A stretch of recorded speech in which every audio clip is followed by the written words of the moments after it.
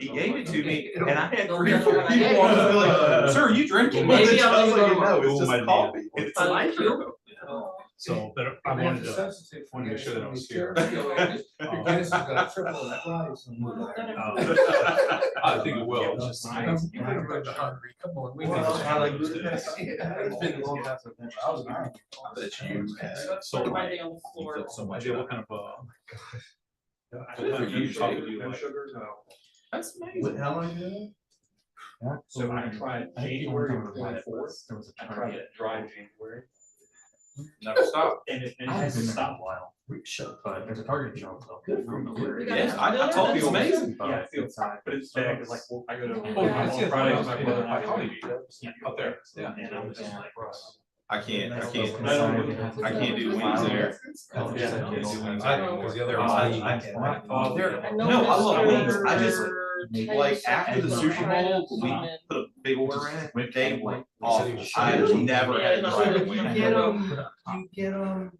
Extra crispy. Kind of green. Throughout the coffee. Really? Audio off. You got to go. No audio at all. You can just not even connect it or just turn it off. You can just bear the message because it's real slow there. Because it'll all go through the system. And it's right there on the way. Yeah, the short part. Not bitter. I've never had it, but I think you would want to. What's the Asada is good. They got great wings. When my girlfriend visited Charles. How you doing, Jay? How are you doing? Good, good. Me? You have to say yes. Of course, You have to say of course. yes. I always pay myself. That's why we put them in IA, sir. It behaves itself so much. That's no fun. I warned him. When he came over, I warned him about I don't that. get any waves anymore. What? No. Don't get invited. Don't get invited to barbecues in the. Christmas cards, Yeah, stop. Yeah, me too. I had to do the place on.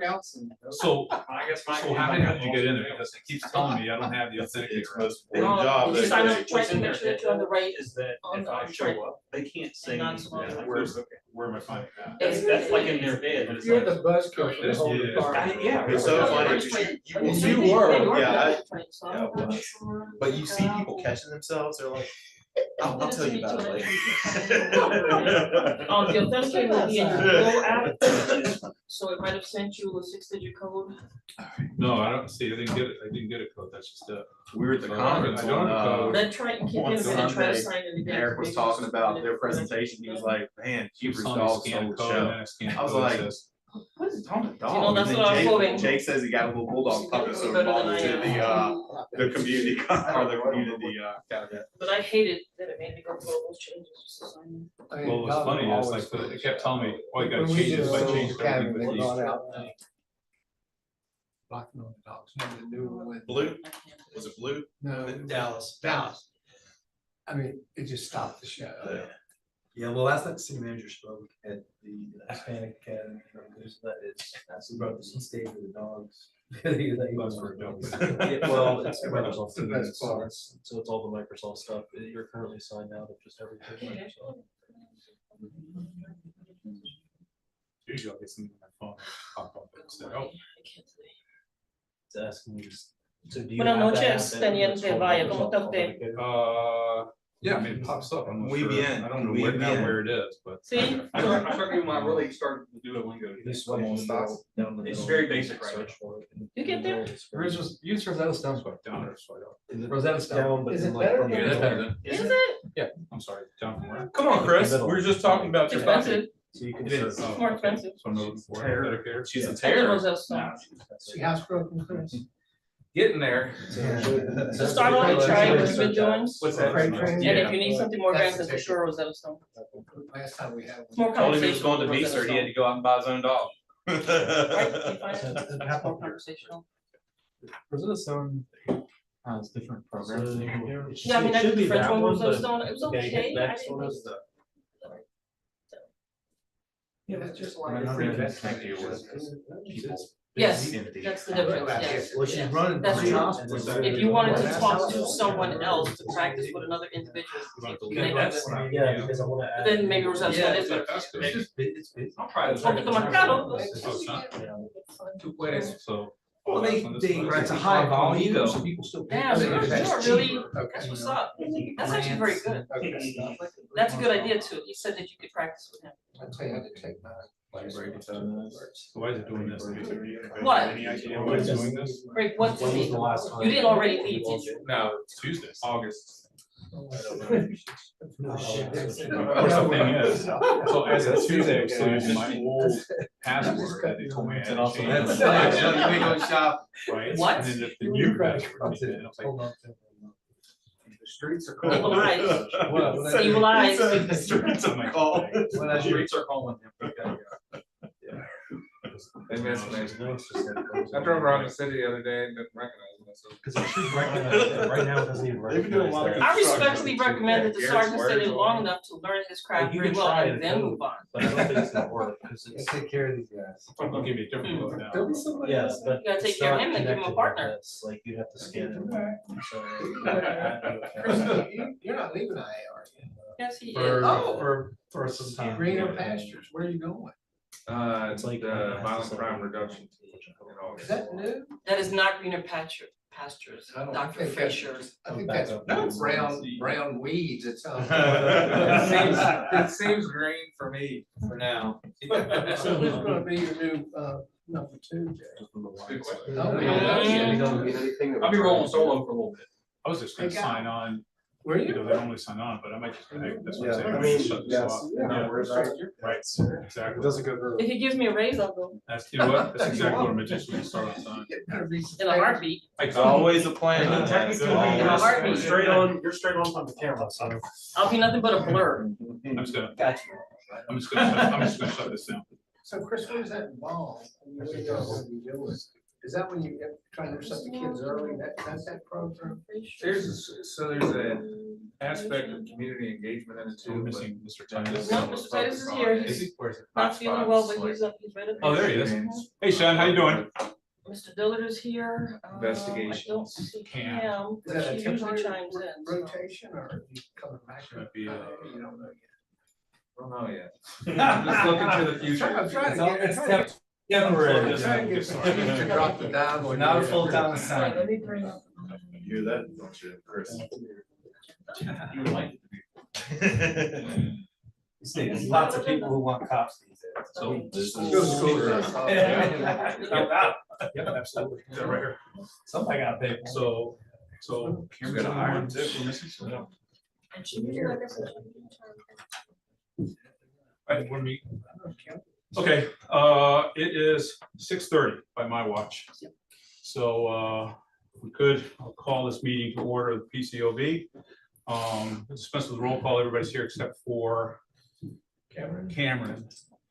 So we'll see if she pops in, at some point. So as we start with, as I always do with every meeting, for those of you online, anybody who's here, we have certain participation rules we go through. We treat other attendees with courtesy. We listen actively, avoid interruptions, and refrain from personal attacks or inflammatory language.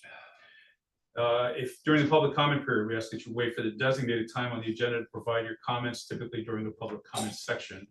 Adhere to any time limits that are set for those comments. When you speak, if you choose to do so, please clearly state your name, any organization affiliation, and whether you are a resident of Charlottesville or Albemarle County. Focus your comments on the agenda items that are being discussed, and pay attention to my instructions and follow any established procedures for raising concerns or asking questions. I would ask that the agenda for tonight be approved. If I could have a motion for that. So moved. Seconded, anyone? Seconded, all in favor? Any opposed? So carried. Also like to approve the minutes from our March 13th, 2025, if I could have a motion for that. Okay, Second. Ms. Fry seconded. Any objections? Approved unanimously. Thank you. Moving right along. Jeff was the only one who put in a request of interest for the role of vice chair. I forwarded his information to everybody, so hopefully everybody received that on their email. I did also indicate that per Robert's Rules of Orders, I was going to appoint him by acclamation. So unless there is any issue, point of discussion, I will so make that appointment now. Okay, hearing none. Congratulations, Mr. Vice Chair. Thank you, Mr. Chair. Check's in the mail. Ms. McBride's trying to. I'm not surprised that she, okay. So our first order of business now is Chief Kachis is here with a number of members of the CPD who are going to update us on Flock. Yes, so well, first of all, thank you for inviting me, and it's great to be here, especially with the new board here, so it's great to have many familiar faces. So yeah, it's great to be here. Just gonna introduce my staff real quick. From our professional standards, Captain Bobby Haney, Sergeant Chris Huber, and Lieutenant Jake Vaya. You all, I know, work with them on a regular basis. I know this is all the time talking and stuff, so I think that's great. So yeah, so if you, and I guess I've really been kind of going back and forth about, you know, does everybody here know what Flock ALPR is? I know we've gone through this and the last time I presented, but I know there's some new faces here. So just a real quick down and dirty, Flock is actually a company, right? It's the name of the company, and it's they come up with a technology solution utilizing one of their solutions that they offer is through the ALPRs, or automated license plate readers. They've been around for a long time in all different types of versions of that. Okay, Flock's model is more of a designed as almost like a real-time solution, meaning, you know, it's taking a picture of a license plate and it comes back immediately that it's stolen or that it's involved in a missing child or something like that. Every officer has an app on their work phone or on their in-car computer. They get an alert, hey, this tag wanted for, you know, abduction of a child just went through this Flock camera at this intersection, at this location. There's officers in the area that can see. So that's really the whole reason behind and what Flock ultimately is trying to get to is more of a real-time, a lot of places like real-time crime centers, right? Real-time crime centers include Flock ALPR cameras, drone technology, other types of technologies where you actually have somebody sitting in a room 24 hours a day watching all these things real time happening and then relaying that to people on officers on the street and resources on the street. We are not there. We don't have a real time crime center. We just have Flock and Flock cameras, these ALPR cameras, and we have 10 of them. And so with that, I'll kind of get through my quick brief presentation, and then really just any questions whatsoever. We can talk about anything. Nothing's off the table. Maybe I'll get in trouble by saying that. Nothing's off the table. So first and foremost, Flock ALPR. So we when we were at the city council, my gosh, it's been over a year now. We first presented what, you know, Flock was and what we wanted to do, right? City council listened. They're like, okay, sounds good, but you know what, Chief, get out there in the community and talk to folks to see what the community thinks about this technology. And you know, that was the right decision. And so over about a year, about 12-month process, we went to multiple community meetings. I met with folks one-on-one, you know, just speaking to individuals, speaking to community groups, out on our community walks in different neighborhoods, speaking about the technology. And obviously there were some concerns that people had and about privacy concerns, about the technology, about the company and funding and all of those things. But overwhelmingly, there was support for this. They were like, hey, when can we get it? What really stood out to me, and I actually mentioned this, and at the end of this, we'll talk about the General Assembly and the legislation guardrails that they're trying to get through this year. But I spoke about this in front of the Crime Commission this year. I said, you know, what really stood out to me, the folks who wanted this technology the most are the folks who live in these communities that are disproportionately affected by violent crime. I mean, to the point where they'd be like, hey, Chief, can we get it in our neighborhood? Hey, Chief, when are you getting this? When are we getting this stuff, right? And so we did not put this in any of the neighborhoods. Okay, these are, and I'll go through where they are. You'll see they're not in, any of them are in a specific neighborhood. But it really stood out to me. You know, you often, and I say this often, that, you know, you hear, you know, as a chief, I have to listen to everyone, right? I have to listen to all sides of it, folks who show up to city council meetings and express agreements, but also folks who at, you know, 11 o'clock midnight in a neighborhood whose home was just shut up, right? Their voice matters too.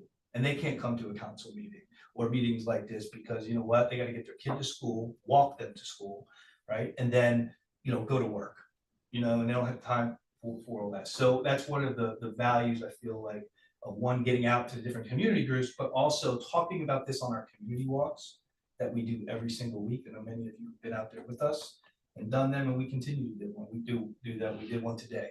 You know, we just get a lot of that. So the locations of these cameras, so there's 10 of them, like I said. They are at Emmett Street North and Barracks Road, US 250 bypass in Rugby, Long Street and Freebridge, Monticello Avenue in Druid, Roosevelt Brown Boulevard, Cherry Avenue, Main Street, 10th Street, University and 14th Street, Cherry Avenue Ridge, Ridge McIntyre and Preston, and then Preston and Great. And so once we determined where they were going to be, and before we installed them, and after we did our community outreach, after about 12 months, I went back to city council and made some recommendations. My initial recommendation to city council was that, and the big thing that comes up is the retention period. How long do we keep the data, right? And my initial recommendation mimicked what everyone else in Virginia, I shouldn't say everybody, most jurisdictions in Virginia are 30 days. I think Prince William is 60 days. So I kind of mimicked the 30 days, what most models out there are across the country. And after speaking to the community and reading a lot of feedback, I adjusted my recommendation. And ultimately, we landed on a 7-day retention period. And that's what we keep, how long we keep the data. So one of the first things we needed to do was develop a contract with Flock. Once city council said, okay, we feel comfortable with you doing this. I wasn't asking for funding because we have funding through the Police Foundation to do the pilot the first year.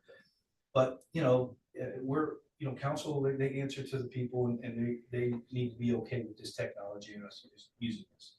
And so once they approved it, we entered into a contract with Flock, right? And in that contract, we said, okay, we want a only 7-day retention period.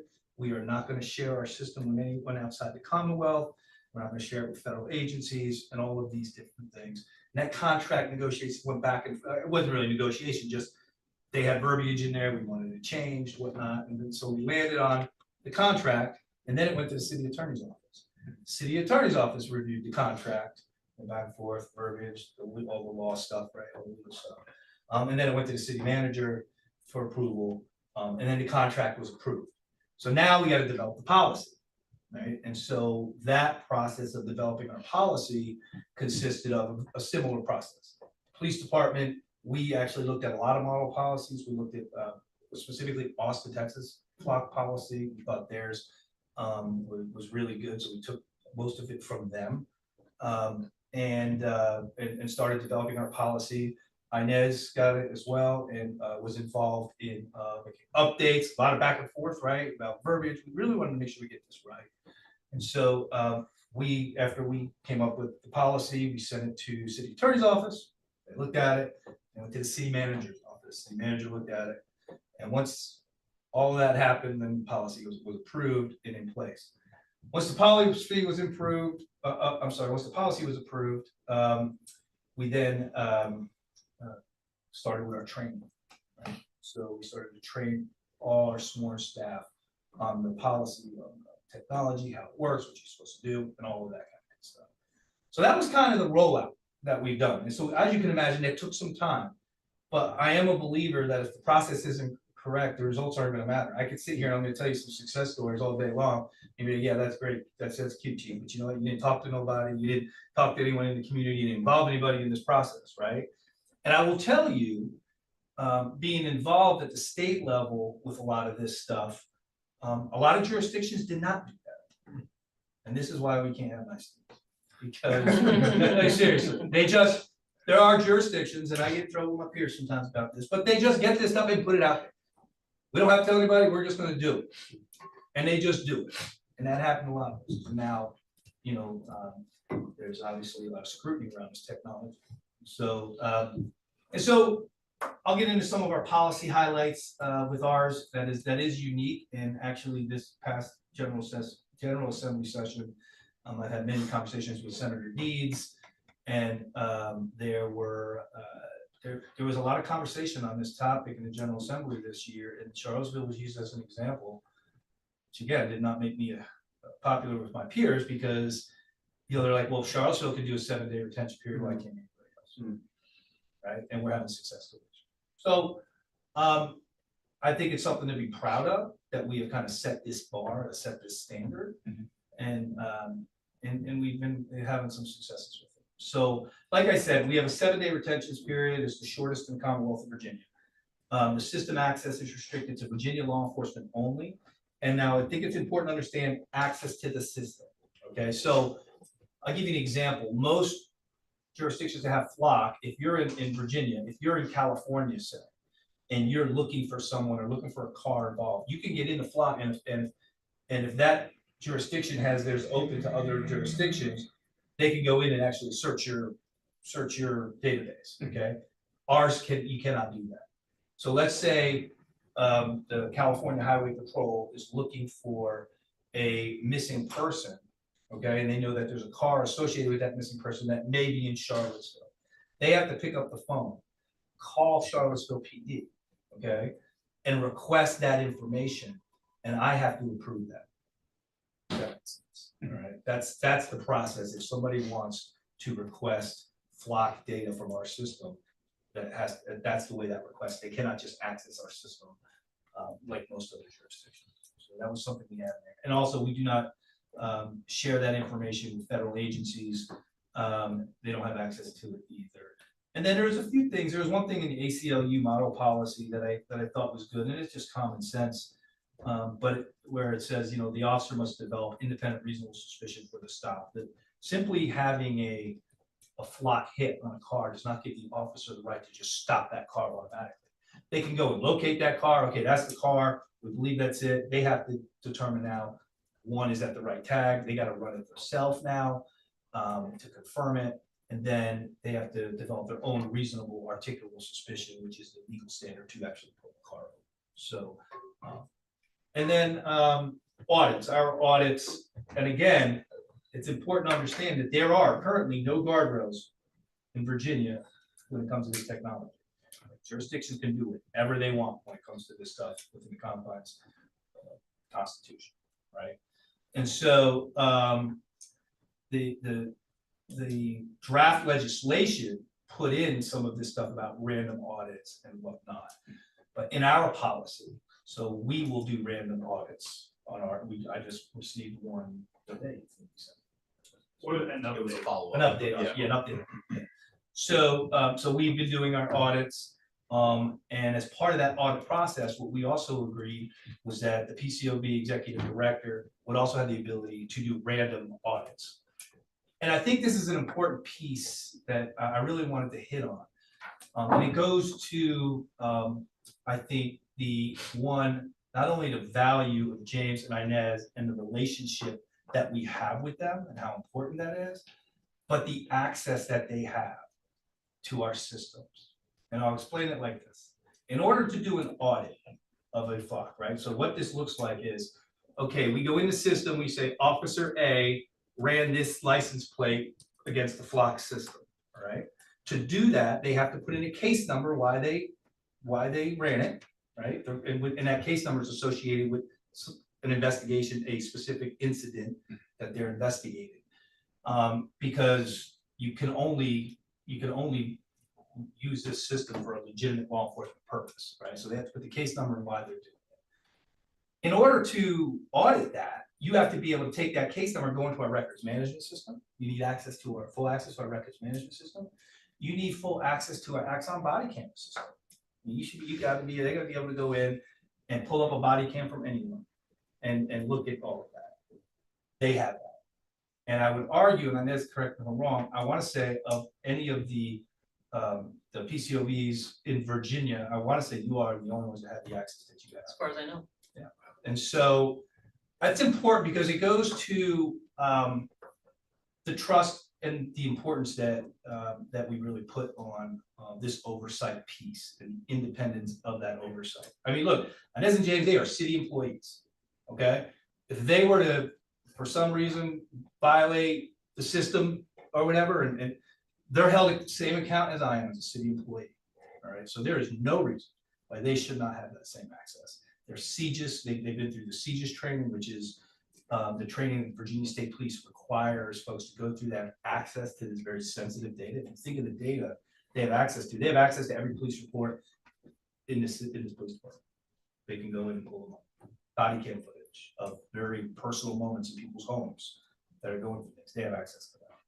And so I wanted to hit on that because I think that's important, you know, and it's a lot of work for two people, you know, to do those audits. And we've identified some things that Flock probably needs to know about, that when, you know, in order for us to do these audits, like it's clunky, I guess is the best word, right? And it's like the General Assembly, when they were talking about putting these types of audits in place in legislation, I'm not sure they understood that Flock some may not have the ability to do this. So we're working with Flock and all these things. So we're really kind of setting the tone, I think, long term. So that's been great. And I really wanted to hit on that. The other piece is our transparency portal. So you can go on and you can just Google Charlottesville Police Flock Transparency Portal, and it'll pull up, and it's got who we share our system with, who has access, how long the data is retained,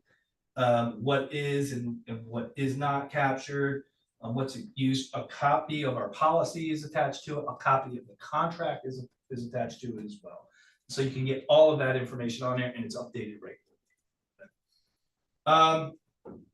A few examples, and then we'll just get into the legislative stuff real quick, and then we can get questions. But early on, we had a shooting up on Hardy Drive on the playground. Kid was shot in the leg.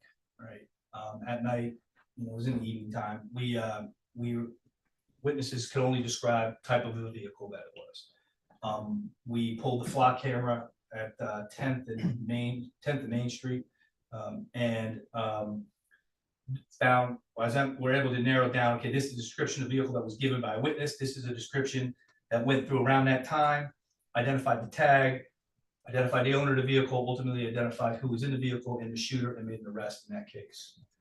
Another incident that we had was a missing child that never showed up to Summit Elementary School. It was last seen at the bus stop. Obviously, you can imagine the family was frantic. Okay, our officers were able to go to the scene, speak with family, say, okay, let's first of all, maybe somebody picked the kid. Who knows, right? We have a missing child. Obviously, we're handling it. We're spinning this up. It's a big deal. And so first thing we do is get all the vehicle descriptions of family members, right? And possible tag numbers if they know, you know. And so we were able to get that, and then we go into the system. The officers on the scene go into the system. We're like, wait a minute, there's a camera here, and this type of vehicle is a family member that happened to hit on that around the same time. We eventually were able to identify who that family member actually picked the kid up, and the kid was okay. But we were able to do that by using the Flock system instead of expending tons of resources and Amber Alerts and all the other stuff that we do when we're looking for a missing child. We were able to resolve that very quickly. There were several other shootings that we have used this as well. That has helped us. We've used it. We used it in our homicide recently. We were able to identify witnesses. And so it's been very helpful. A few other things that comes up that's kind of surprised me: rolling domestics. So somebody will call, they're having a domestic in a car, right? And they're able to just give the description of the car, and we're like, okay, the officers who are working are able to punch into the system. Okay, this is the car. Okay, we got one just went through here, it's kind of making sense. It's it, and we're able to intervene in that domestic and end it and bring it to a resolution. Or even responding to a home for a domestic a few times. You know, they're like, well, the suspect just left. What kind of car did he leave in? This is the type of car. We're able to go ahead and put it into the system and identify the vehicle, get it stopped, and bring it to a resolution. And finally, the big one, and it doesn't get enough attention, but stolen vehicles. Doesn't seem like a big deal. But if you're relying on that vehicle to get to work every day, that's a big deal. And so, and you may not have insurance that's gonna give you a rental car. A lot of people don't. And so in the past, it would take us sometimes months to recover someone's car who was stolen. Now we're talking hours or days. And that's a big deal. And that, I mean, that's on a regular basis. So those are some of the success stories, and they're continuous, and you could go on the Flock Transparency Portal and that gets updated with different success stories and whatnot. The last piece is legislation that has been a hot topic in Richmond when it comes to ALPR technology. Delegate Charnel Herring out of Alexandria, I know her well. She proposed some draft legislation to the Crime Commission this past session. Crime Commission, if you don't know, it's a bipartisan commission that studies these things and comes up with recommendations. They came up with a draft policy, draft legislation, made it through the House, went to the Senate. It got kind of chopped up in the Senate a little bit. I actually testified in the Senate on this, and eventually went to the governor's desk. The governor made amendments to it and sent it back. It's my understanding those amendments did not get put into the legislation. Now it's back on the governor's desk. I suspect it's probably going to veto it. So we're going to go another year with no guardrails in the Commonwealth of Virginia when it comes to this technology. And so, you know, I think that's unfortunate, to be honest with you. I think there does need to be some guardrails. But again, our policy, we have our guardrails here. We'll continue to use them, and we continue to speak with Inez and James, who are not afraid to let us know when, hey, we should probably shore this up or that up, or hey, this is working good, this is not, you know, stuff like that. With that, did you guys have anything that you want to know? Did you develop anything? No, I just think working with Inez and James, we kind of noticed some things that we need to fix with our own policies and audit features. So no, it's been a very successful working relationship, and Lieutenant has done an amazing job with that too. So. Chief, Yes, sir. did the folks on patrol get a hit on their patrol car computer when there's a flock alert? Yes. Okay. And on their phone. Okay, and does it come in as an alert? I mean, does it say Bing? I believe so. It Pay does. attention to this. Yeah. Okay. So it's pretty real time. It is Yes. real time. Okay. It is. Now, the officer has to be one available. No, I I got might be on a that. call, you know, or in the area, you know, so. And I know your policy says that in order to use Flock, the officers have to be trained, Absolutely. and they have to sign on with their individual passwords. That's correct. So what are, because this is I think this is something that came up in discussion, is there the potential for another officer to sign on to a second officer's Flock account? Or say an officer didn't sign out of their account, can another officer come in and sign on to Flock using that officer's account? I guess it could, but you're gonna know when you look at the body cam footage if it's that officer. Okay, so there is that safeguard involved. Okay. There are other automated license plate readers deployed. At one point in time, some of the patrol cars had. They used to have on the Mobile cars. one. Yeah. So there is technology out there, so we don't use it, but Albemarle County does. They have ALPRs. They don't have them on the roadways because of their state right of ways. Mhm. They don't own the roads or maintain them. So they have them in their in-car cameras. Right? So actually, there's actually more of them than we have. On their in-car cameras and ALPR. So as they're driving, it's the same thing. Private companies, a lot of them have them. So any Lowe's, they have. You go by the Lowe's and Chick-fil-A there, you can see them. They have them. Fairfax County has a lot of them, and they have state right of way. So what they're doing is they have a private, private property allows the police department to put it on their property that oversees the state roads. And so that happens in a lot of jurisdictions in Northern Virginia, Fairfax County being one of them that uses a lot. And Prince William, I'm not sure what model they're using. Like I said, Prince William County has the longest retention period, it's 60 days. But yeah, so there's a lot of them out there. You know, Portsmouth, Alexandria, I think Alexandria has like almost 100 of them in the city of Alexandria. They're most urban cities in Virginia, urban areas in Virginia have a flock program. In some HOAs. HOAs do as well. HOAs can get them. Yep, you can, yeah, there are private companies that do ALPR where they'll pay you. You can put it on your personal car. To help collect, yeah, it's out there. That's been going on for a long time. Yes. What is the actual chance of like a false positive? Well, I guess there's always that chance, which is why we require our officers. So if you get a hit, and an officer gets behind that car, they got to come up with real reason to stop that car. So they're going to have to run that tag themselves. They're going to have to confirm it, and they're going to have to make those do that independent, I guess, investigation, if you will, to determine that's the car that they're going to stop. And they have to have it still doesn't bypass the legal standard an officer needs to pull over the car, and that's articulable reasonable suspicion. Reasonable suspicion is a relatively low standard, right? But it's still something that officer has to develop on their own. How quick would the turnaround actually be? Like if somebody were to have their car stolen, lock recognizes it, all that gets figured out. Within that 7-day period, would it have the potential to get flagged again? Or how quick would it be taken out of the system? So, and we can speak about this. So once it's uploaded, it's hit, the officer pulls in behind it, we recover the stolen vehicle. There's an outcome feature for flock. So, and we were just talking about this today. So the officer would put in there, this was the outcome on this particular, flock hit and stop. And at that time, the officer would have that removed from VSEN. So it wouldn't be able to be stopped again because it would, by our own policies and procedures, it would be removed from VSEN as soon as it's recovered. They can go ahead and have services remove it. Chief, what kind of pushback are you continuing to get from some members of the community? Are you still getting privacy concerns raised? I mean, I'm sure they're there. I will tell you that I'm pretty outspoken. I am not a technology person. I actually hate it. I'll be completely honest. I've spoken about this publicly in a few different forums. I feel as a profession in general, we may be moving faster than our communities understand this. And by doing that, we risk losing trust, right?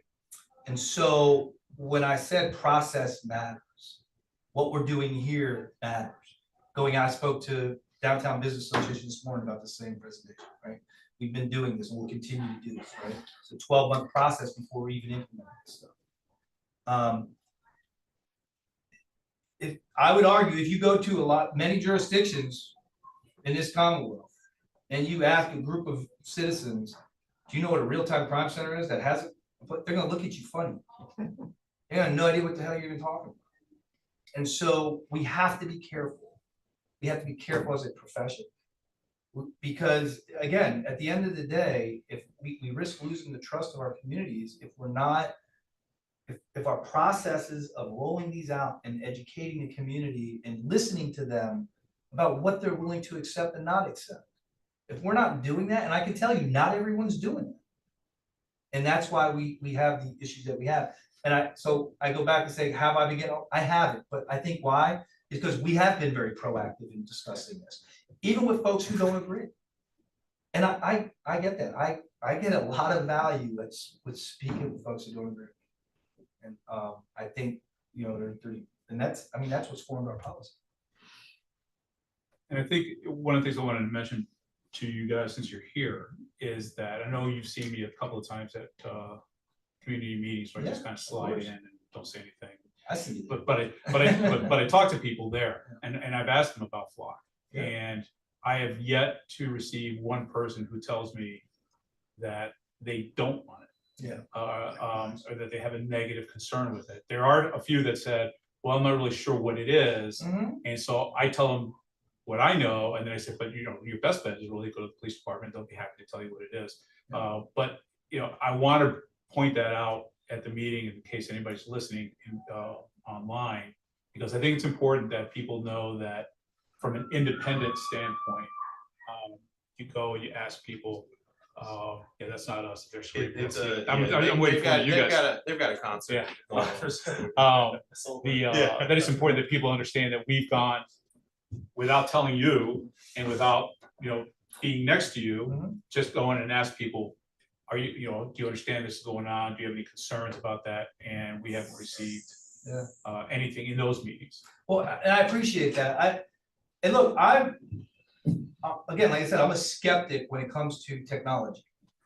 I am. I feel like sometimes as a profession, Inez knows, I don't even respond to emails. I don't even do emails, right? I'm like, sorry, this is an email, I'll be like, free for a call? For clarification, you'll call me. I'll call you. She'll call me. I'll just call. Yeah, it's not my thing, but there's value to it, clearly, there's value to it. But we also have to understand the scrutiny around, these are private companies. They're there to make money. You go to some of these conferences, like the IACP conference, and some of the things like Axon, the body cam stuff, my God, the amount of money that they're making and so I get that, right? I mean, I don't know who else would do it, the government ain't gonna pay to do this stuff, so you gotta have companies that are willing to do this type of technology, but I understand it, I understand the scrutiny and the funding piece of this, right? And so, I think it's important for us to not be afraid to have these difficult conversations about this stuff, and be as open and transparent as we possibly can, and listen to all pieces of it. And again, it's getting out. What really hits me is when I hear folks who are really impacted by the violence that we see in these communities. Those are folks we really listen to. Not that we shouldn't listen to others. We should. They speak for something, right? But I don't know, I guess just speaking to folks in neighborhoods, parents and kids and seeing, the trauma in these communities when a home gets shot up and a bullet misses a kid's bed by like inches. Like these are real stories, real things that happen in this community too often. And when we sit and we meet with these folks and talk to them, those are real conversations, and someone needs to be their voice. Did council or in the upcoming budget cycle, is the city taking it over from the foundation? The foundation will not be funding this again. Right, I They did did that. the pilot, and then so the few ways that it's either going to be funded, either council will fund it, Okay. either there is a violent crimes, there is a violent crimes fund that I work with Misty Graves and Deputy City Manager Ashley Marshall. We meet regularly to talk about different things. So there's a fund that could fund it from that. So our seized asset fund is another source we could use, or a heat grant through the state. The state has a heat grant which has to do with stolen vehicles stuff. So there are funding sources to this.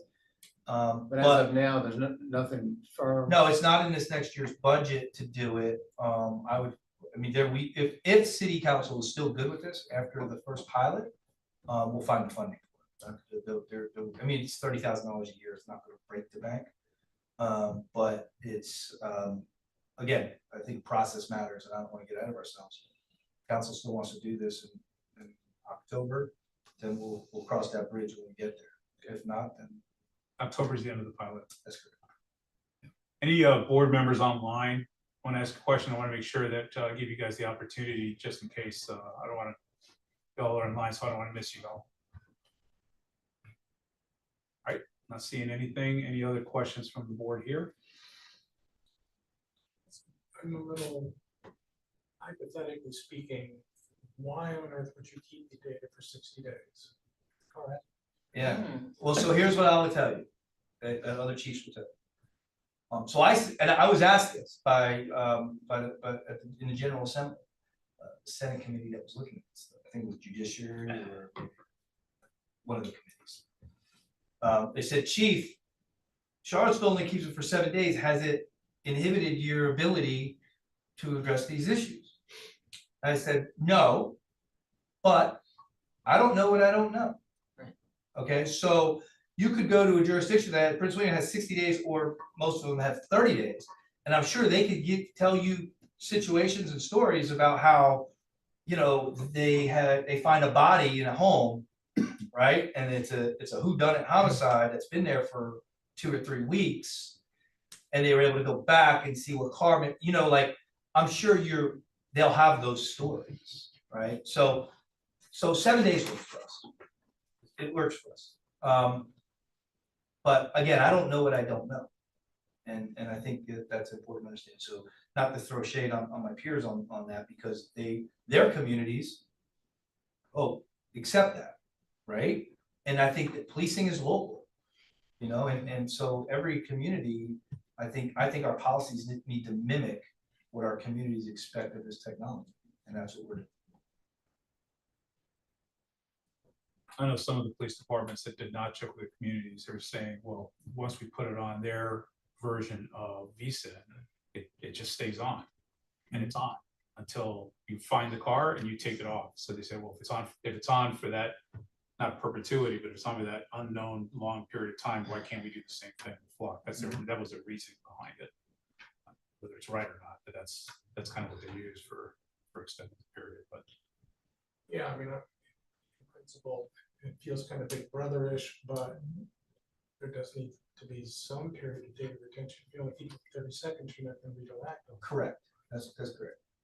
The other thing that comes up is, like, folks have said, well, you're able to track all my movements. Let me tell you something. I don't need Flock to track all of your movements. These phones you have right here, all right? If I wanted to track, if I had enough to get a subpoena for your phone, I don't even need your phone. I just need your phone number. So I can identify your IMEI address, which is what identifies your specific device. And then I can get a subpoena to whatever company or carrier, it'll tell me what carrier it is. I can go in and do a subpoena for that, get the IMEI, and then and get all your geolocation data for as long as that company keeps it.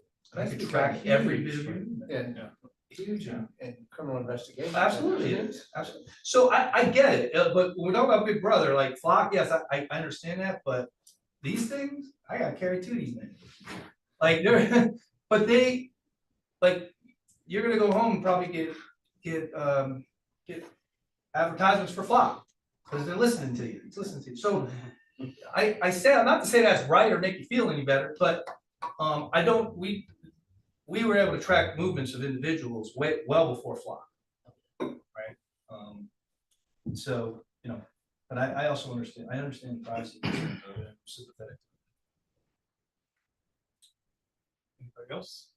Do you think it's appropriate now to bring up any of the little comments that had made in there, or would you? No, this will be, because that'll be something that we go ahead and we talk about, and then at some point we'll go ahead, develop questions and then submit it. Or make the official Right. recommendation that I submit with a cover to him, and he'll either respond yea or nay. Got it.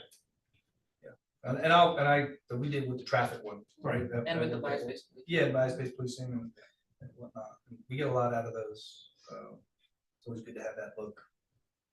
Not the cop lenses. Hey, anybody else? Last call? All right. Hey, can I say one other thing? outside Sure. of Flock, if I could? So I want to give kudos to Inez and James for the work they've been doing with us. It's significant. And you all doing the interviews for our new officers. I'm not sure the public understands the amount of work you all do, right? They don't. Attending our hiring events and sitting on panels and having a say in the selection process of our officers. That's a lot of work, isn't it, James? Right? Like it's a lot. Sitting in on interviews for internal investigations.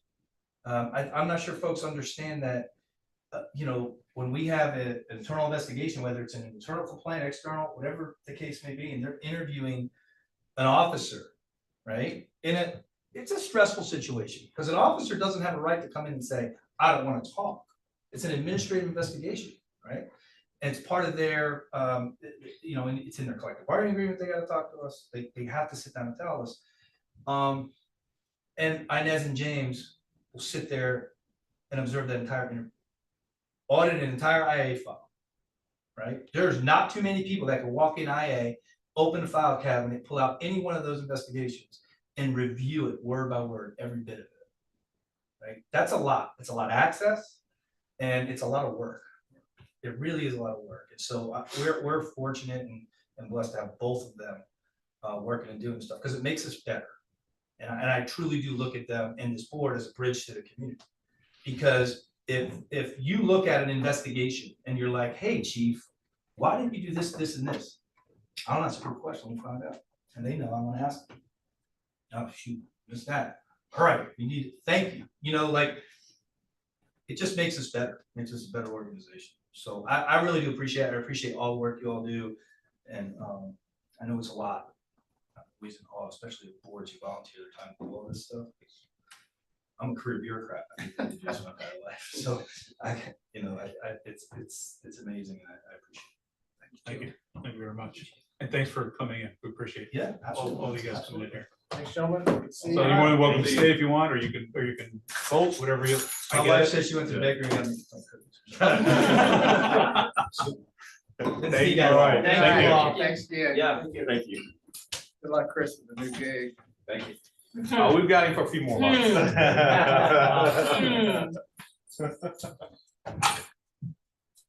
Something caught you from our questions. So generally what we do is, so we a lot of times when they have policies like this, we'll do exactly what we're doing now. We review the policy, we go back, we have comments, whatever, and then we then submit the Formal policy for recommendations. formal recommendations. Right? That's So- what it is. And I didn't want to give up the one that you talked about because it's a good one, that definition.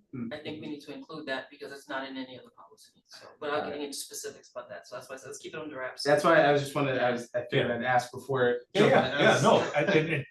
Ask away. But in looking at it, I But that's think you'll the think reason that's a why, good I think idea. that's why it's it's important that, everybody understands this is why Yeah, we don't do it.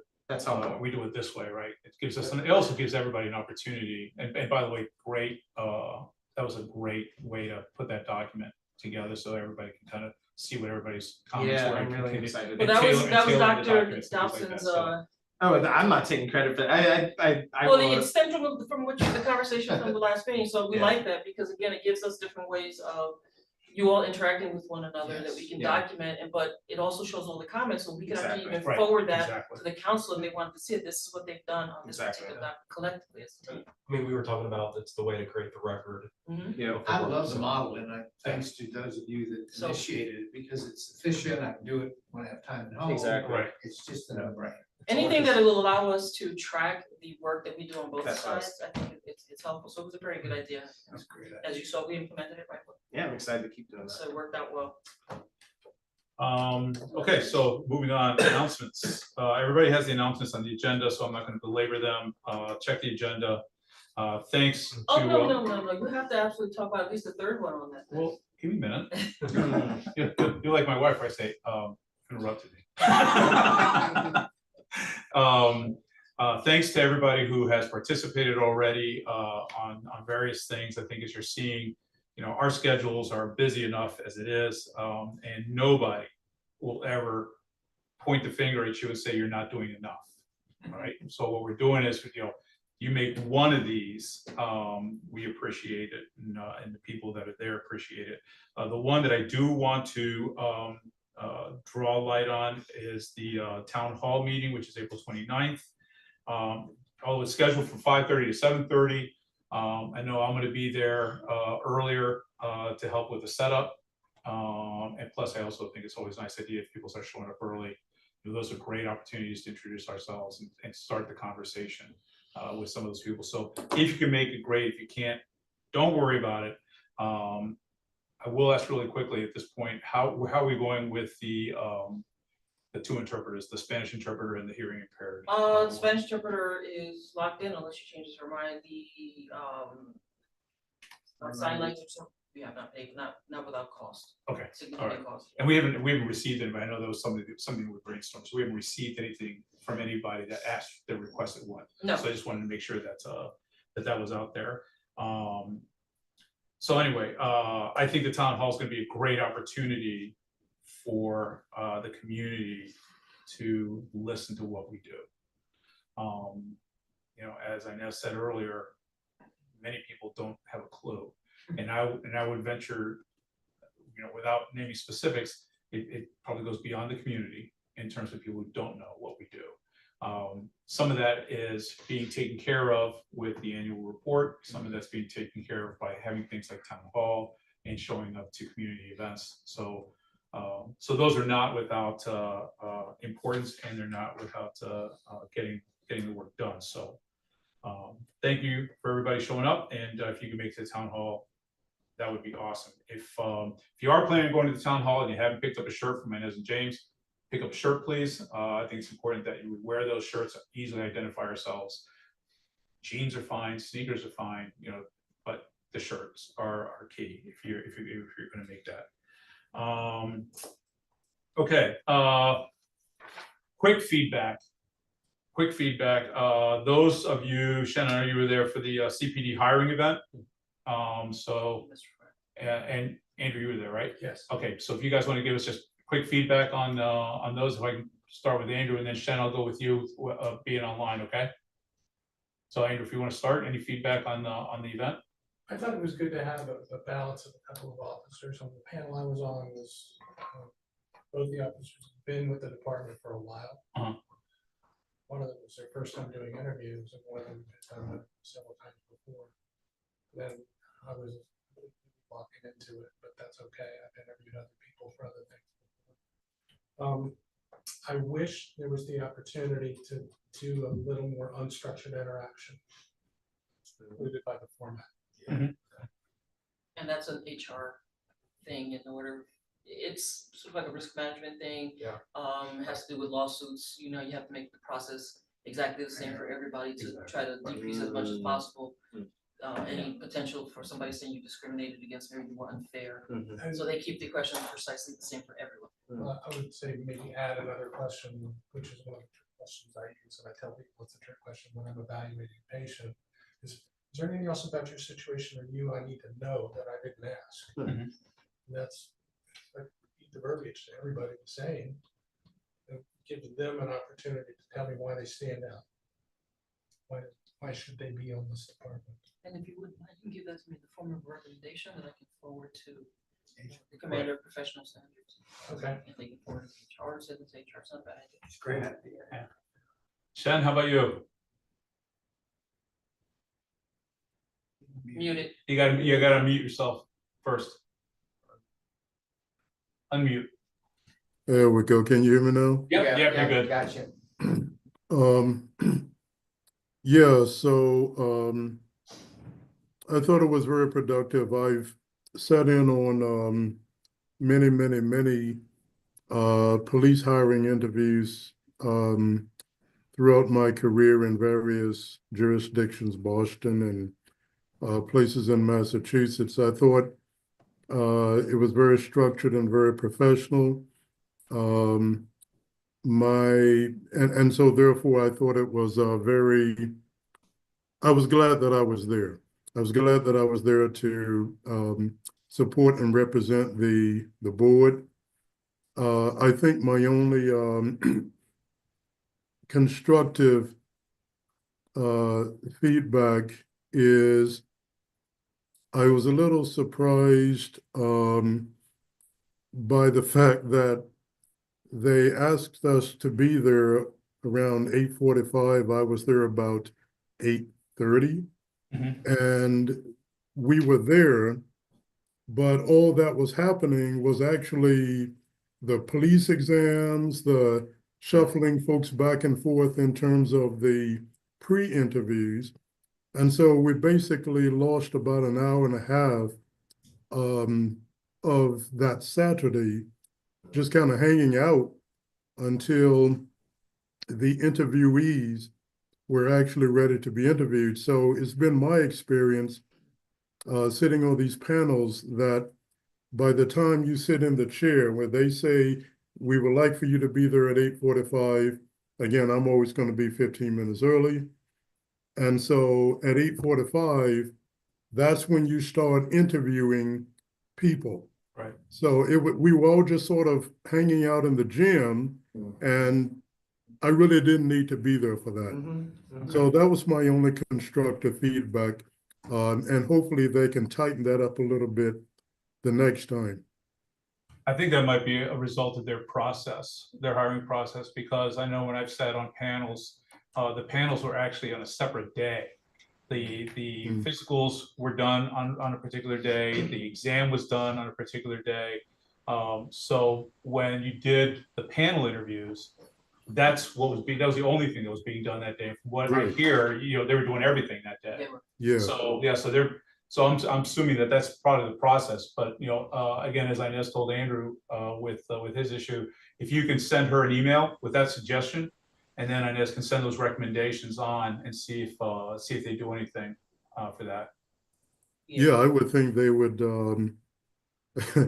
I would think they would be very open to that. I mean, we're all busy people. Right, And right. and this was a Saturday, and so Yeah.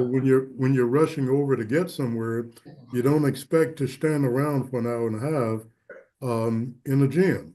So I will send Inez something very brief to that effect. Awesome, thank you. Kyle, you have something to say? Yeah, I was just gonna second what Shen was saying, because even just looking at that, whenever I saw the request come through, I was thinking, okay, can I do that, time wise? And I sent the email asking about would I be able to be there for a portion of time? And Right. obviously that email was kind of because I already had commitments for portions of the time.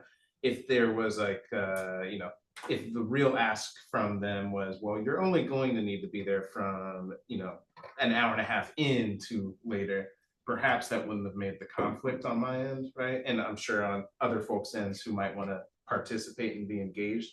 And so I wouldn't want that to now, kind of push a lot of people away who end up, not having that ability to make it to these. So being able to tighten up exactly what they're asking from the board, I think would be really good, because then it could bring a little bit more of representation from the board. But again, that's just reiterating what Shen said. If you want me to add something to that in the email, I can. But that's just a reiteration of what. And that's gonna be a rare thing. That was an anomaly. Again, they did everything on one day under normal circumstances, as the chair indicated. Everything is done in its own day. We have never had a time when we sat on a panel where we had to wait. It was simply because they really didn't have any idea going through the process, how long it was gonna take to get through the written portion. Yep. How long would it take them to get through the fitness portion? So there was a lot, but again, duly noted, maybe the start time for the board members should be like an hour after the event starts. Will bring you closer. So it's a good recommendation on my slice. You might want to stay with Shen because he did the community action team. That's a good point. So Shen, unmute yourself again. You can give us any feedback on the community action team meeting. I know, thank you for sending the PDF on that one. So that was really helpful, but any brief feedback you want to give on that? Al, I'm not sure The one where they what's your made the, question. it was I'm a the little- community action team That community meeting. action team meeting that you went to, if you went. Oh, yeah, Right, so sorry. you sent us all the email, you gave us your Yeah. thoughts on that and everything. I just didn't know if you wanted to add anything. Yeah, sorry about that. I've got a little touch of the flu here, so my No, head that's is okay. my head's a little clogged up. No, I mean, I thought it was a very productive engagement. The community was very much active in it. And the chief was there and a couple other folks from the Charlottesville Police Department, CPD. And so I thought it was a very candid discussion. And again, I was glad I was there. I have no issues or concerns. And so I think it was, and as I was I was there early, and so I had an opportunity to intro myself to a few folks. Some folks kind of trickled in a bit later, but I noticed as we were about to adjourn, the chief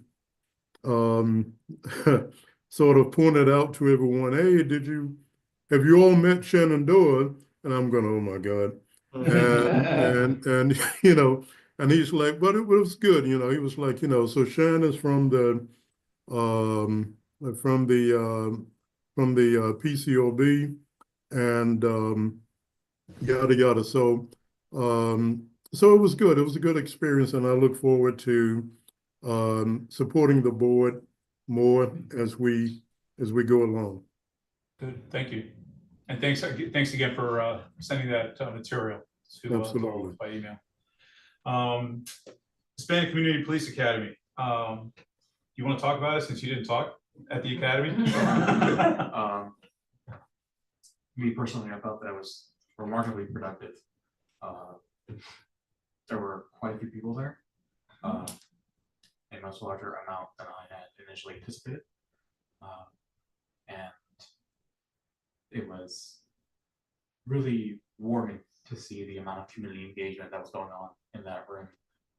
These people were talking to one another, laughing, interacting with the different police officers who were there, asking various questions about the processes regarding body cam, reviewing of the footage, the processes for turnaround times, timelines for how internal affairs get solved.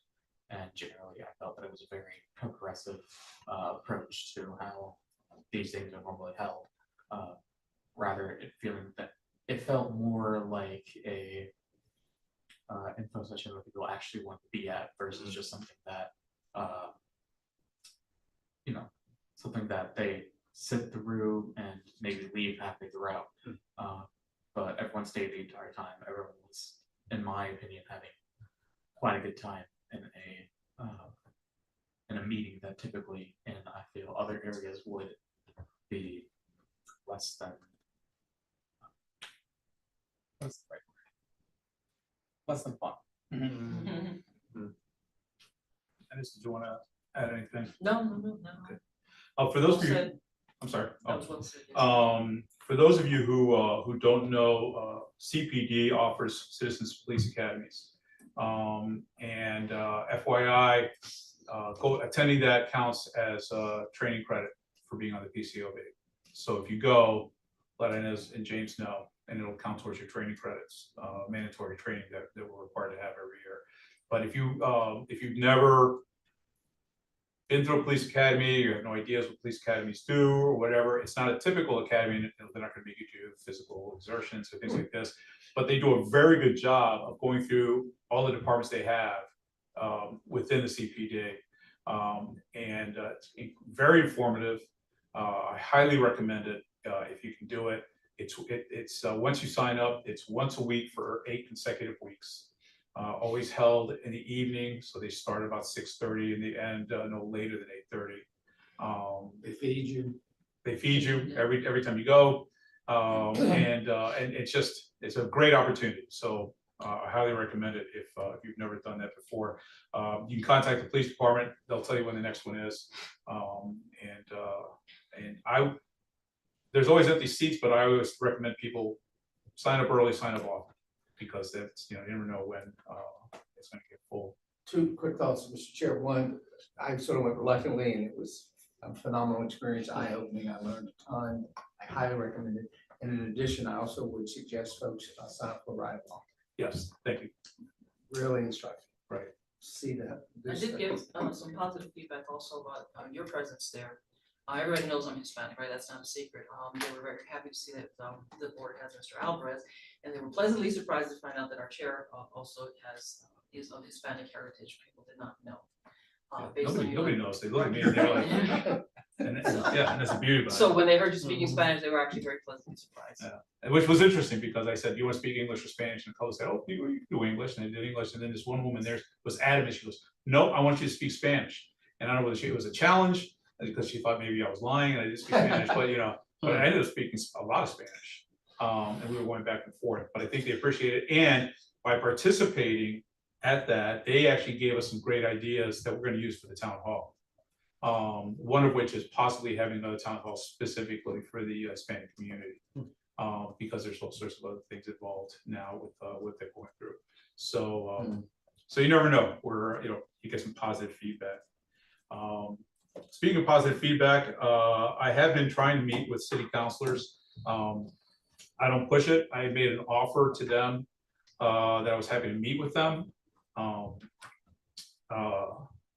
So the councilors who took me up on it are Mr. Payne, Mr. Pinkston, and the mayor, Mr. Wade. I met with all three of them. With Mr. Payne, it was during, of course, a meeting that we had at Inez James's office. And Mr. Pinkston and Mr. Wade met with them individually for about an hour, hour and a half. And I thought it was very positive all the time. I pointed out a number of things, not the least of which is the reason of why we're doing the annual reports, why we're doing the information that's contained. I reiterated that everybody got a copy of the annual report and what the annual report had. I made a pitch for trying to increase the number of paid people in the office of the PCOB, which after looking at the budget, didn't very much weight, but that's okay. They got a tough job. But I think it's important that they understand why I made that pitch. And I think that they did. They were very receptive. They asked me a lot of questions about what we did. And I think if nothing else, you have 3 council members who are now very aware of what the PCOB does and the amount of time the PCOB puts in. And nobody on this city council should ever state that the PCOB does nothing. So very positive meetings with those council members. I also put the offer out to the city manager. I should point that out. I know he's in the middle of the budget, so I'm hoping to meet with him after the whole budget process is over. My feeling is if a council member does not get back to me, then they don't want to meet, and I'm not going to push it. But I'll be the first person, if that council member afterwards says they lack an understanding what the PCOB does, I will be the first person at that council member's office to tell them you had an opportunity and you didn't take it up on it. So I don't think that will happen. I hope it doesn't happen, but that's kind of the way I am. Yes, sir. I was just curious if we have what we've this is my kind of science head, but have we collected any sort of data when it comes to understanding what even the community wants, what the city council wants, what the police want from the board? I mean, we heard Chief Cautious saying, kind of how he has this appreciation, and anyway, I'm just kind of curious if we even looked at that, what those responses would say, if they're going to have all sorts of different things, if they're going to all be aligned on one thing, and what that alignment with kind of the service of the board is to those things also. I think if there's an alignment, the alignment would be that they wanted this community wanted an oversight, some kind of oversight with the police department, stemming from what happened on campus a few years ago, and why or the amount of oversight varies. It varied from the first iteration of the PCOB. It has that iteration has changed over the course of time. And now what we have found in talking to people is that people know there's a PCOB, but they wonder what the PCOB does. Mm-hmm. So that's one of the reasons why I've been pressing the board members to go out in the community, attend these community functions and talk to people so that they can not only see us and get to know us, but also it's an opportunity for us to explain to them, hey, this is what we do. And I think a big part of that's going to be at this town hall. I mean, my hope is that we're going to get a big turnout. If we get a standing room only crowd, I'll be really happy. And I won't care if people complain or people whatever. I just want people there. Yeah. So I think on our end, it's getting the word out to what we do, and I think it's important that people understand what we do and why things are being done the way they are, and which we're going to get into actually later on tonight. So I just want to give you guys a little teaser on that. Hopefully that answers your question. Yeah, I think it for me, I'm just really curious about. It's not quantitatively driven. Let me put it that way. And I understand that too. And I even just thinking, is that something that's useful, or are we kind of thinking, no, it's not. It's not as useful to know what people want the board to kind of be thought, what it's doing, or, year to year, or month, season to season, I don't know.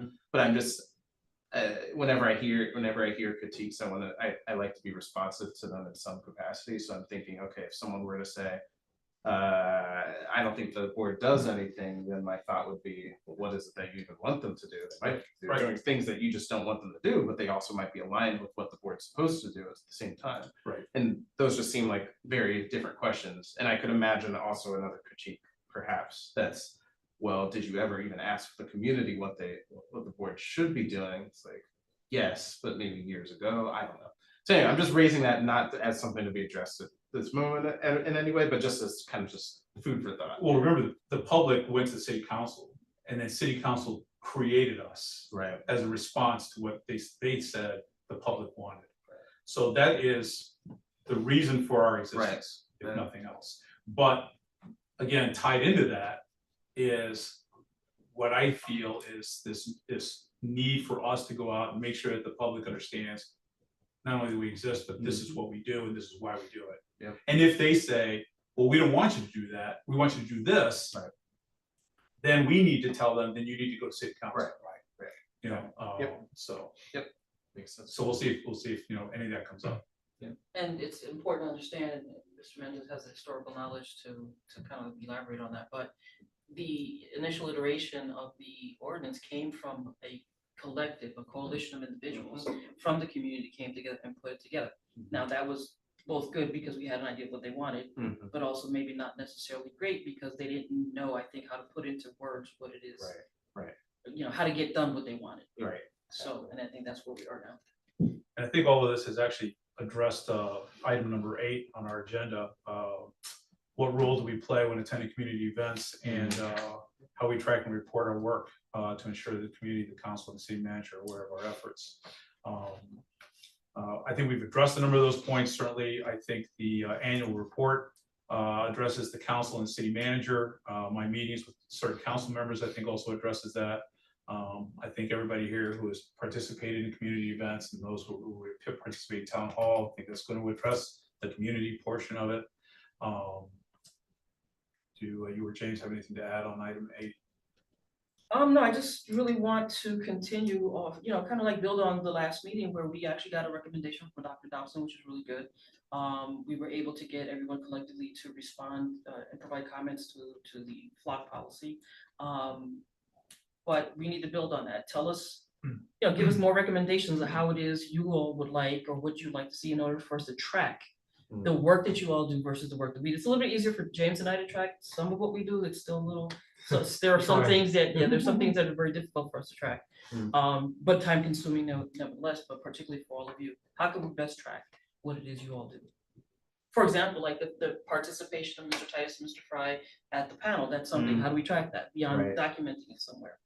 Because those are hours, right? Those are hours that you all not being compensated for that you're contributing. So, and that makes it into the annual report, correct? It does. Yeah. So, and this is a key thing for me to, if I can say, always CC me on emails with Inez, because I'm the one that's primarily documenting things. So if I know that you're attending an event or that you've met with somebody and had a conversation, and I can kind of capture that in some reporting, and that's going to ultimately go into monthly or annual reports. So I think CCing me is just a simple, easy way to make sure that what you're doing is captured.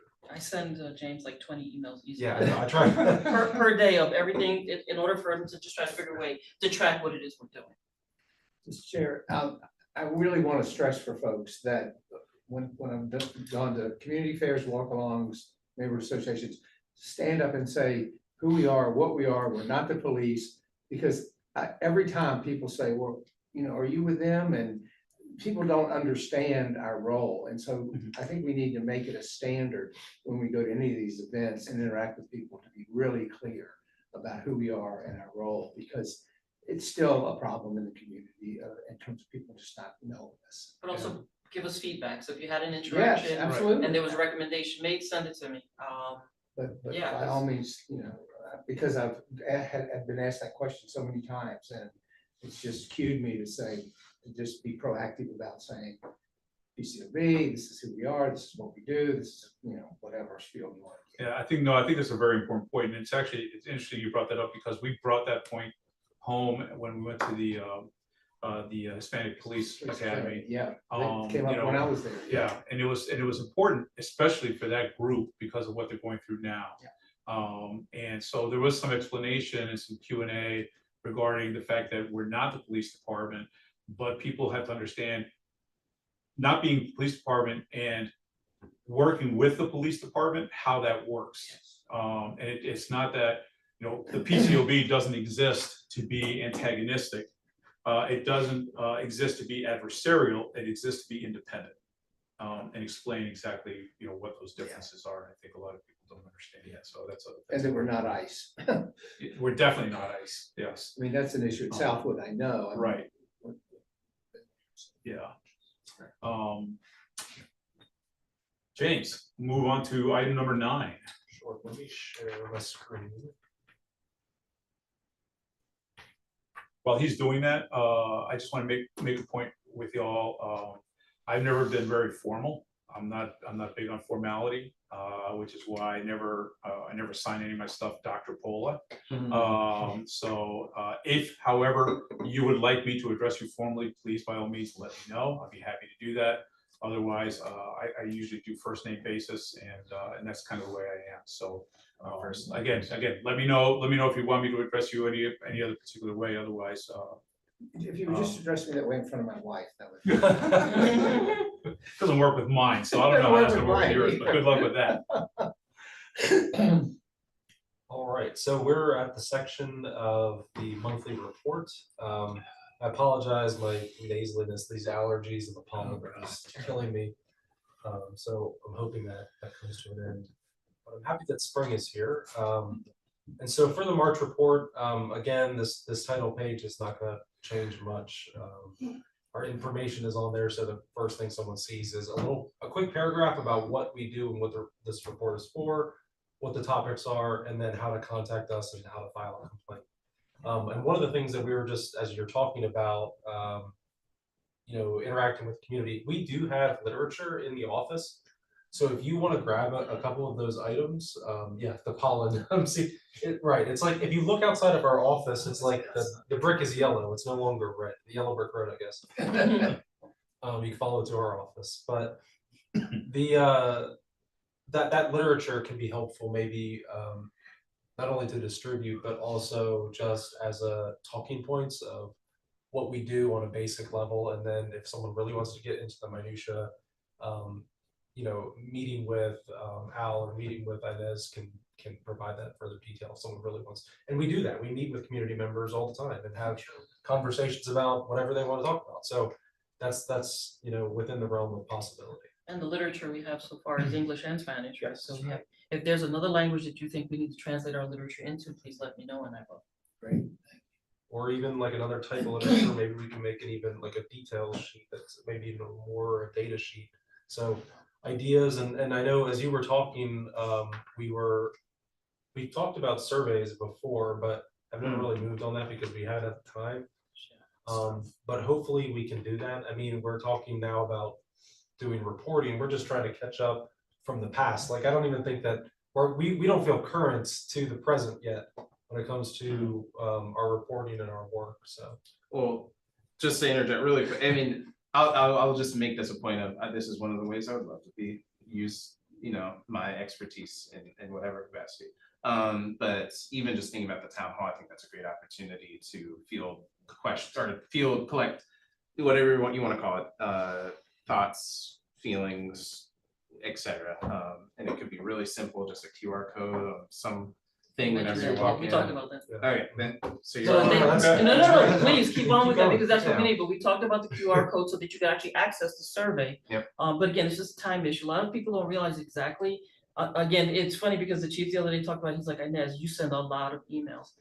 Half of my day is spent on nothing but going back and forth responding to whether it's a complaint or questions from someone or it's just a lot of back and forth. Yeah. So it's just an issue of time. We just don't, again, James spends the better part of his day collecting data and putting together the monthly and annual report, and I'm pretty much doing all the other stuff. So it's just very time consuming, but it's all good ideas. So don't hold back because you think we don't have the time to do it, tell us. Okay, yeah. Yeah, please The QR tell code us. is great. But the QR code, it's a very good idea. And James had thought about the responding to the survey a long time ago, particularly because he was able to dig up an old survey from prior to any of us being in these positions. And we wanted to actually do a comparison of the new information versus the old information to see how, if we've improved, not improved. And it also talked about the police department as well. So it is a very good tool, I think, to graph how the community is feeling, one way or the other, because again, we don't care, right? Good, bad, and different, we Yeah, need that That's input the independence. because we won't be able to change. But to James's point, we're even still, and I'm approaching my second year in May. We're just playing catch up. We still haven't even been able to fully comply with all of the tenets of the ordinance. Nobody before actually tried. So the town hall, for example, is a part of the ordinance that's required, right? This is something we have to do. So this is us essentially just trying to bring us into compliance with our own Or ordinance. completing the annual reports and regular reporting. So we're still behind the 8 ball a little bit. We still haven't actually caught up to where it is we should be, because again, remember, this board was without a chair, without an executive director for at least 6 months. So there was a lot of stuff that has gone undone because they just, and again, he was by himself, so. I haven't been a year, but not even a year. Not even a year Yeah, yet. So July, James will have a year. And the first director was here a very brief time, and before him, there was no one. So I mean, there's this backlog that's just amazing. You guys have done a phenomenal job. And the challenge is, again, like I said, people really don't think we do any work. And Right. so until someone actually sits in the office with us to actually see what it is we're doing on a daily basis, they really won't understand that we need about at least 2 other people just to bring us current. Okay, back on point. So that second page of the report is always going to be some of that oversight activity information. At the top, you can see there was a new complaint that came in. It actually came in through us. So the fact that you see PCOB and Internal Affairs have one new complaint, it's the same one, and it came from us, shared then with Internal Affairs to get that process going.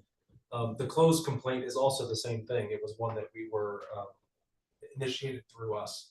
The one that's pending through Internal Affairs, that initiated through them, it didn't come through us, but we are monitoring that still. So you can see as you go down the officer interviews, 2 officer interviews we made it to, and that was just related to 1 case.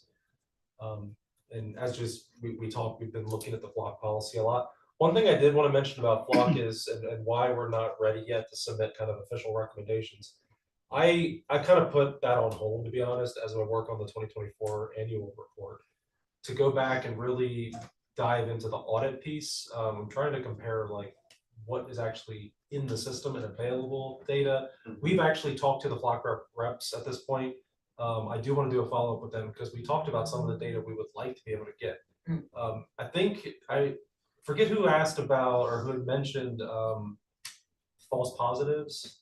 So, and that's a key thing because like making sure we can track that rate, I think is an important thing. And right now there's a way for them to flag it, officers to flag it, but it doesn't like provide a rate. And so that's something that is a key feature that I think they should have, especially if there's legislation that's, statewide that wants to move forward. It's good to have those features to track. But we also learned, right, that you can get a false positive, for example, a plate could come up. I've If a police officer never responds to that particular alert, you'll never know because he wouldn't have had the opportunity to run the plate to say, okay, this plate is not the same as what it is I'm looking at. So there's a lot of little things that need work. So just know that that's another component is actually looking at the system and the data. We have full access, same as the chief, and comparing that to the actual audit policy to make sure that we can do what's in the policy and the policy matches the system. And so you'll see those recommendations eventually as well. Would it be reasonable to ask Flock if they've done some research on the population of cameras to see what the false positive rate is? So I believe they do give a rate, and I believe they give a rate of like 97% accuracy, above 97. Now I'm just saying that off a memory of a number. So I'm pretty sure it's pretty high though, but who knows what goes into that number? So I really want to know what is our number for our 10 cameras. And for our community. Right, and because we've also had some uptime issues too, just like making sure that the cameras are actually picking up plates. We definitely have seen and let them know that there have been days where a camera will read no plates. And that's just not accurate. Right. Now, the weather can affect the cameras as well, but zero, from 5,000 to 0 is you see that in the chart. So just those little things we are able to see and monitor and address and make sure that part of the audit process captures those little features in the system. So we're not only auditing what's being done, but the functionality also. Make Right. sure that the camera says that we're getting our money's worth. And I maybe that's my preferred activity. That's what I would enjoy doing the most, but working on the report is the priority. So that's good. Closed case findings. There was one closed case. It was related to prisoner safety, and that was an unfounded closure to that case. And the pending case and the new case relate to excessive force and bias-based policing. So those are the allegations that are part of those cases. Those allegations relate to a specific policy in the general orders of the police department. And then there's always a finding with a closure letter. And if it is found, if it is a sustained item, then it does go to the chief for disciplinary recommendations and decisions. And then that next page down, community engagement. I just wanted to capture a paragraph. You can read it. Just all the work that Director Inez Director Gonzalez is doing to set up this town hall. I get all the emails, so I see all the back and forth. And I was in Canada for 4 days or so, 3 days. I got stuck in Toronto with a 1-year-old. That was fun. But during that time, we were doing a lot of communication for the venue, for some of the other organizations that would be supporting, with entities to get it marketed out there, with the communications department. And so there's been a lot to try to make sure this is successful, and a lot of that is happening here in March. That takes up a lot of time, so yes. I wanted to capture it in the report.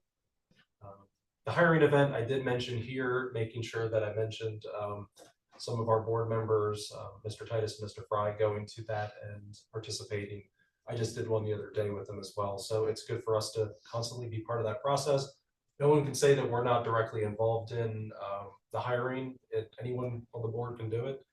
There's just that training process first, but it is a good experience because not only do you see how different responses are, especially if you do recruits. I think yours were all recruits that day versus certified officers who are already certified coming from other jurisdictions, seeing those different answers, how they respond, talking to the other officers on the panel is all really good experiences. So, and then I do I put in here about the 2024 annual report. That's what I'm working on right now.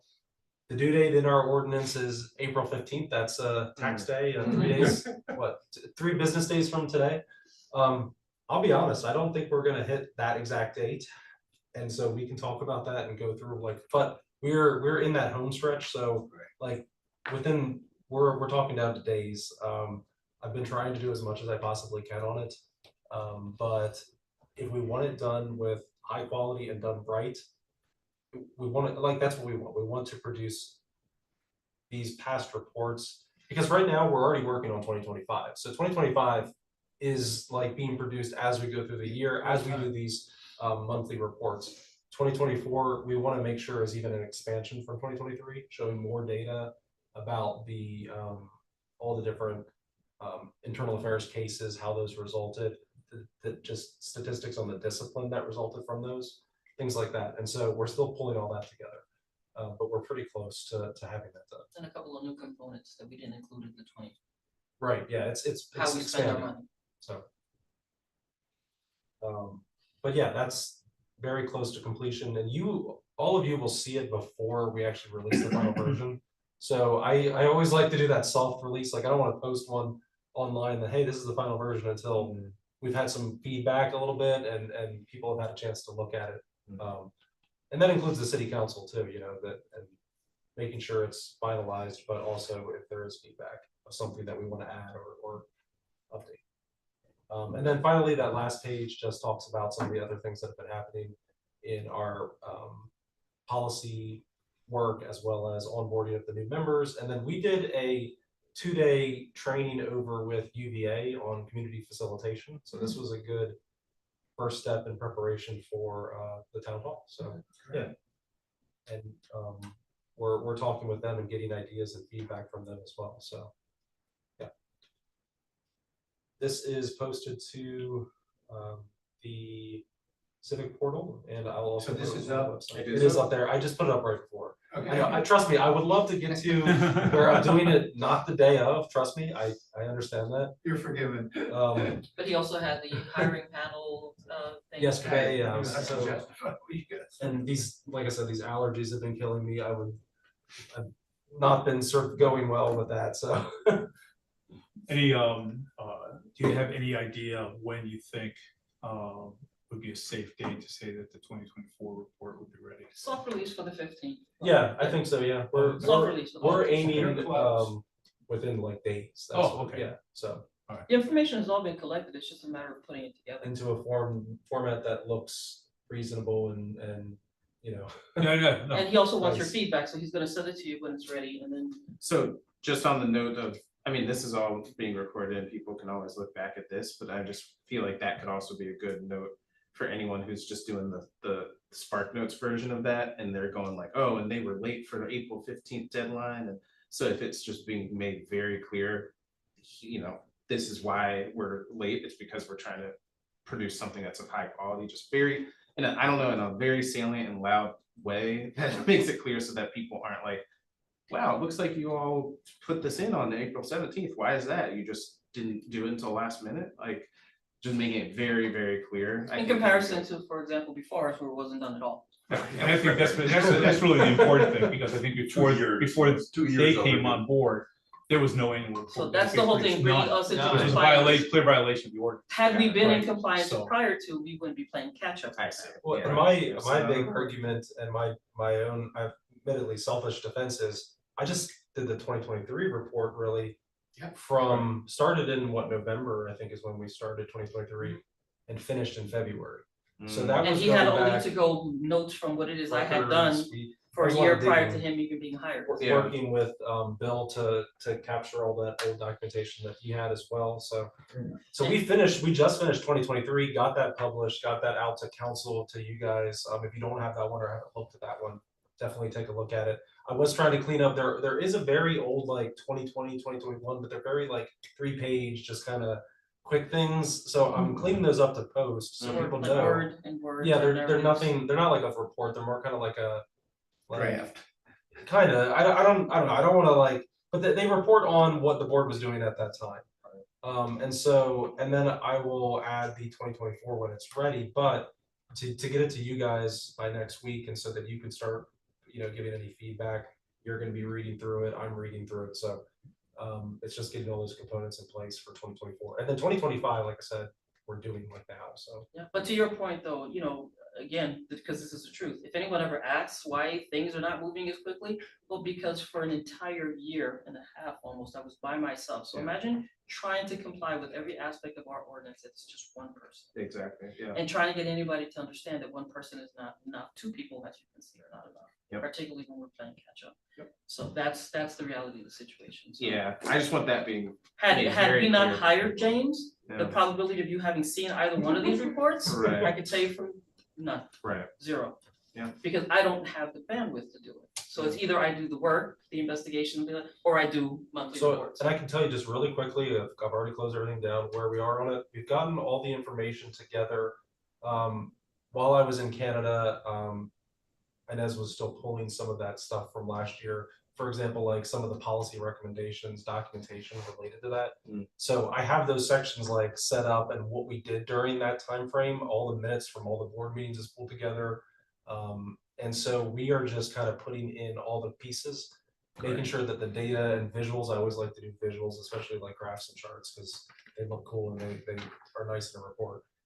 Adding those in, and then also just some of those pieces related to the challenges, how we overcome some of the challenges. So those are the components that we're finishing right now. Sean, you had a question? Yes. So I was wondering, and this may or may not necessarily be a trivial matter, I don't think it is, but I was wondering, as I was sort of perusing the excellent report that James put on the screen there, is there a way, perhaps not, but is there a way that we can somehow capture even very, very, very briefly, the fact that the board, whether it's James and Inez or members of the board, we're actually putting in time on the weekends and evenings. Because when I look at the report sheet and I see, whatever, March 15th, 2025, or, whatever, board members attended this event, this or that event. I'm wondering if we're not, I'm wondering if we're losing part of the narrative, because what we've been talking about here is trying to help educate both the public and, quite frankly, City Hall, as to the fact that we don't work the board and the staff, we don't work bankers' hours. And so if there's a way to sort of capture some of that, so even something as simple as on Saturday, March 15th, or whatever, because otherwise, when I just see a date, I'm thinking, well, if I'm John Q. Citizen, I'm thinking, well, they get paid to work Monday through Friday, and on this date they did X, Y, and Z. That doesn't really pop out at me. So I was just wondering if there is an efficient way and a sensible way to capture some of that. And if not, then that's okay too. No, yeah, I mean, that's completely possible, yeah. And make Especially that- now that we're including the two new segments that I've included in the agenda effective this meeting, is that we're going to start capturing what it is you're doing. Hence, we also want to be able to document for the public and have you comment about the things that you participated in so that they understand. So we can put a timetable on it. So for example, the upcoming Abundant Life Ministries that you indicated you're going to be volunteering for, we can indicate that you spent 4 hours along with James and I doing that. So we could talk about the man hours that went into what it is we did on that day. So yes, we Right. can capture that. Yeah, because that's all data. It's data, but I think more importantly in my mind, we have the ability to write our own script. And as opposed to others writing the script for us, we can control the narrative. And so to the extent that we can make it clear to folks that we're not just, whatever, 9 to 5, Monday through Friday, whatever we can squeeze in, we squeeze in. But we're out there. We're out there, weekends, we're out there evenings. We're out there, certainly you two guys during the week, during normal hours, and then you're extending beyond that. So to the extent that we can manage the narrative, that's part of quote unquote managing expectations. Right. So let's do this. So we talked about making sure that you copy James with any emails to Inez about things that we're doing.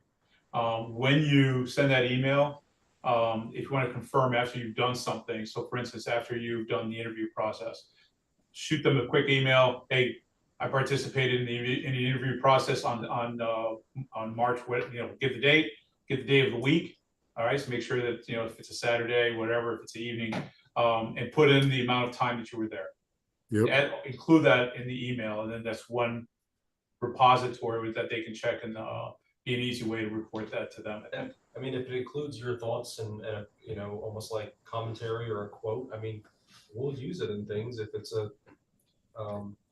And he and I are already collecting that data, so the 2025 report should be able to capture very accurately what it is you all have done. But to Shin's point, Mr. Chair, what we're not capturing is, like the flock thing. I spent a fair amount of time at home reading through that, commenting on it, reflecting on it.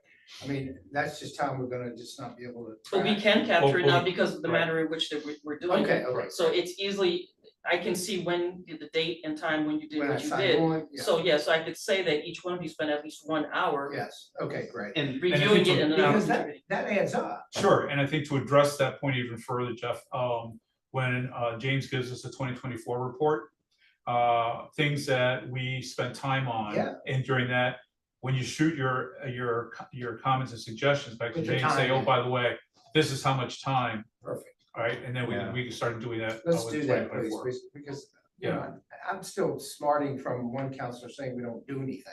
Yeah, I think a lot of us But again, are. like, a lot But of that's that's okay, gonna but be we're addressed. addressing that. Oh, yeah, Yeah, no, we so- are, I know. So we one are. of the things that I collected for this particular annual that James is gonna be including in the 2024, why it's taking him a little bit longer, is that I actually requested the data in terms of how long has it been that the board has been funded by the city? Mhm. So we had to go back to 2017 to find out, it was even before the PCRB, it was. PCRB. Right, Even before the No, PCRB, it was like a yes. panel, It was under a whole different code. right, right, and So we so. couldn't see it. Right, so we were able to obtain that Wow. information so that we could show from then to and including now how much money has been spent. For the record, it has not been $1 million, it's not even close.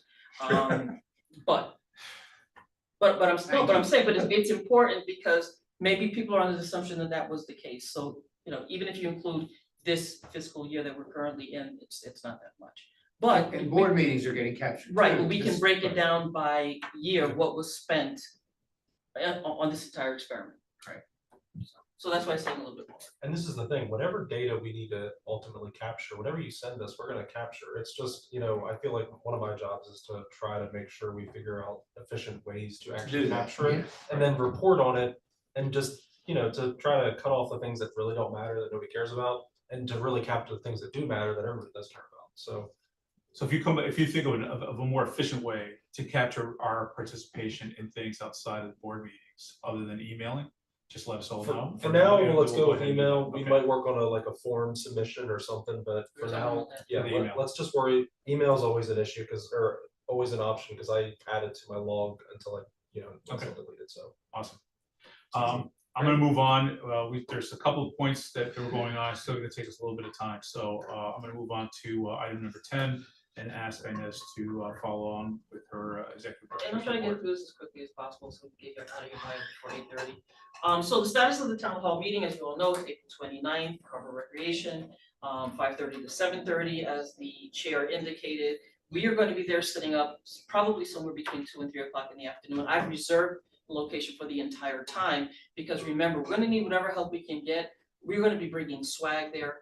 We're going to have it catered. I don't know exactly how much because we don't want to spend a whole lot of money on that. So there's also catering. We have done with the assistance of a wonderful woman by the name of Kelly Molina, who assisted us in actually creating the flyers, those beautiful blue flyers. That came from her. She actually translated them also. And we actually put a press release with the assistance of that young woman back there, Carolyn Rice. So we did our press release. It's out there.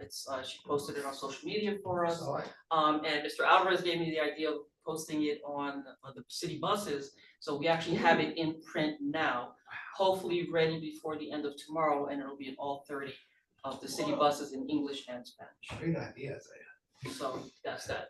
And we also contracted the services of the University of Virginia Institute of Engagement and Negotiation. And the purpose of that is to be the impartial third party that has nothing to gain or lose from the interaction at the town hall. They will be capturing the notes of what is said that day, and then actually providing you all with an official report and a presentation of what it is they found.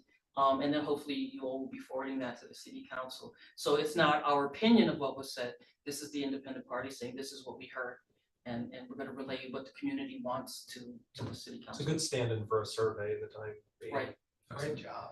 Or might even guide some of our survey questions we want to ask. So the status of NAPOL training is, it is tentatively scheduled for May 3rd.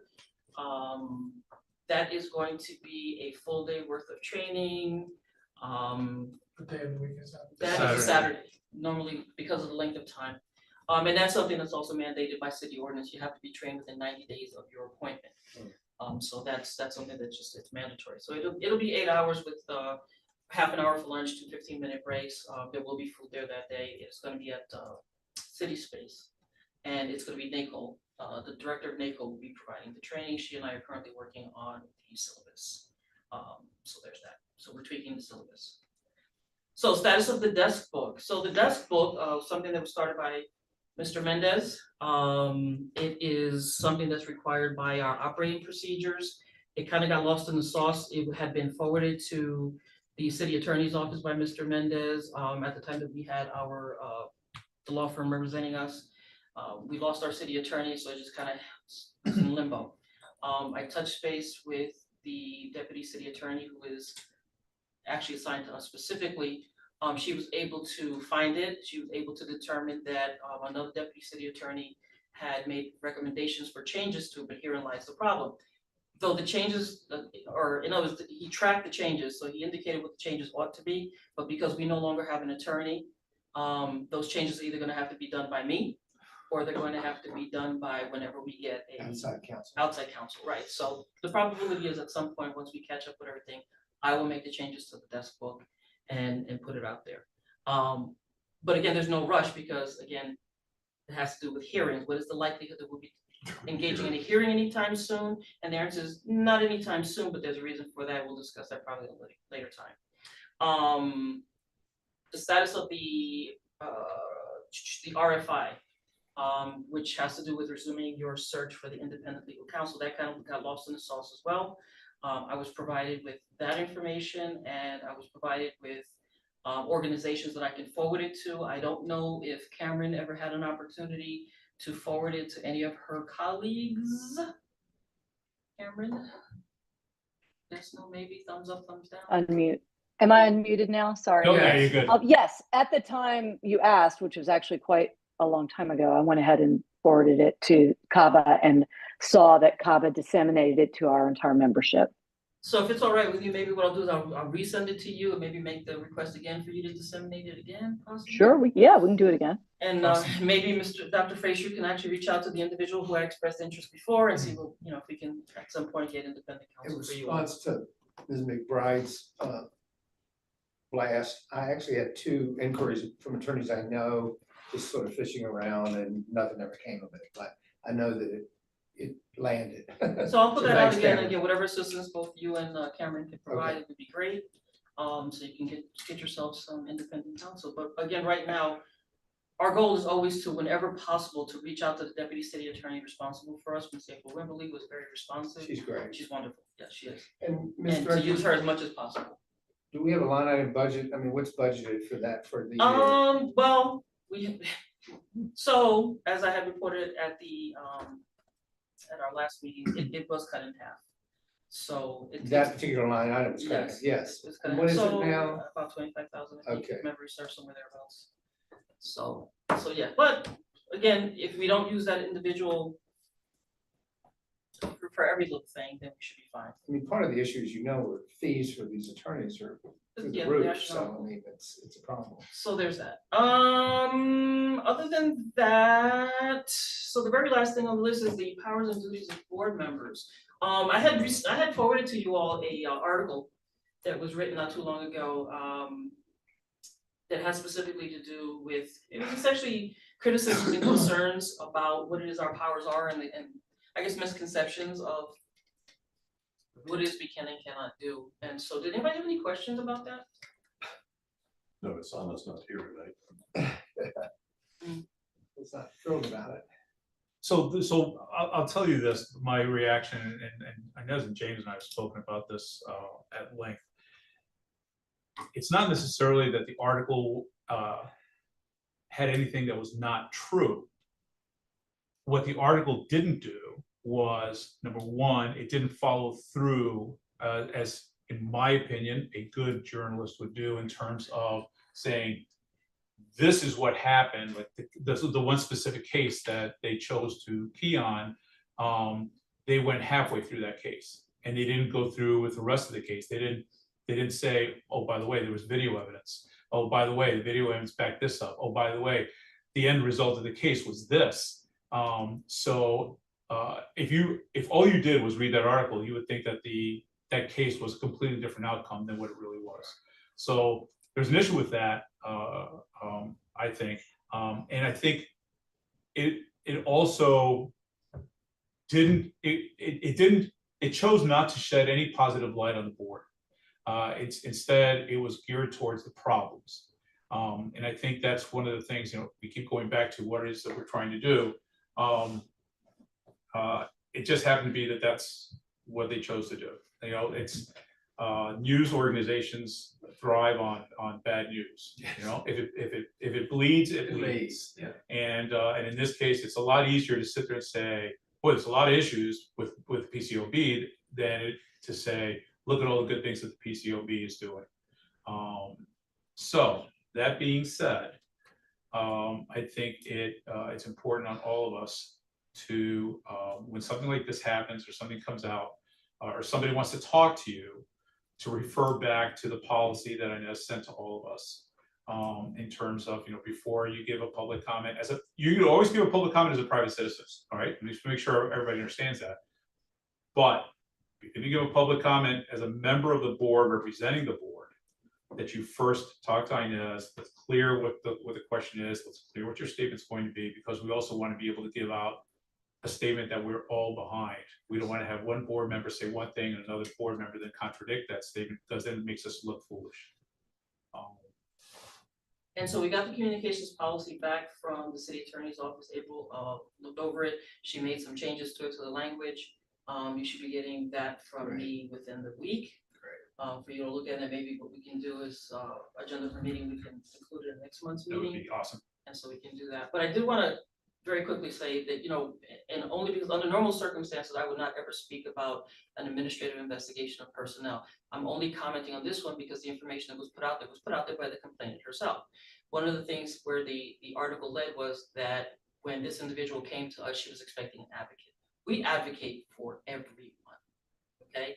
Anybody who comes to the door, and we've had to deal with individuals that were coming to us with mental illness that had absolutely nothing to do with a complaint against personnel. We get a little bit of everybody. We advocate for everyone.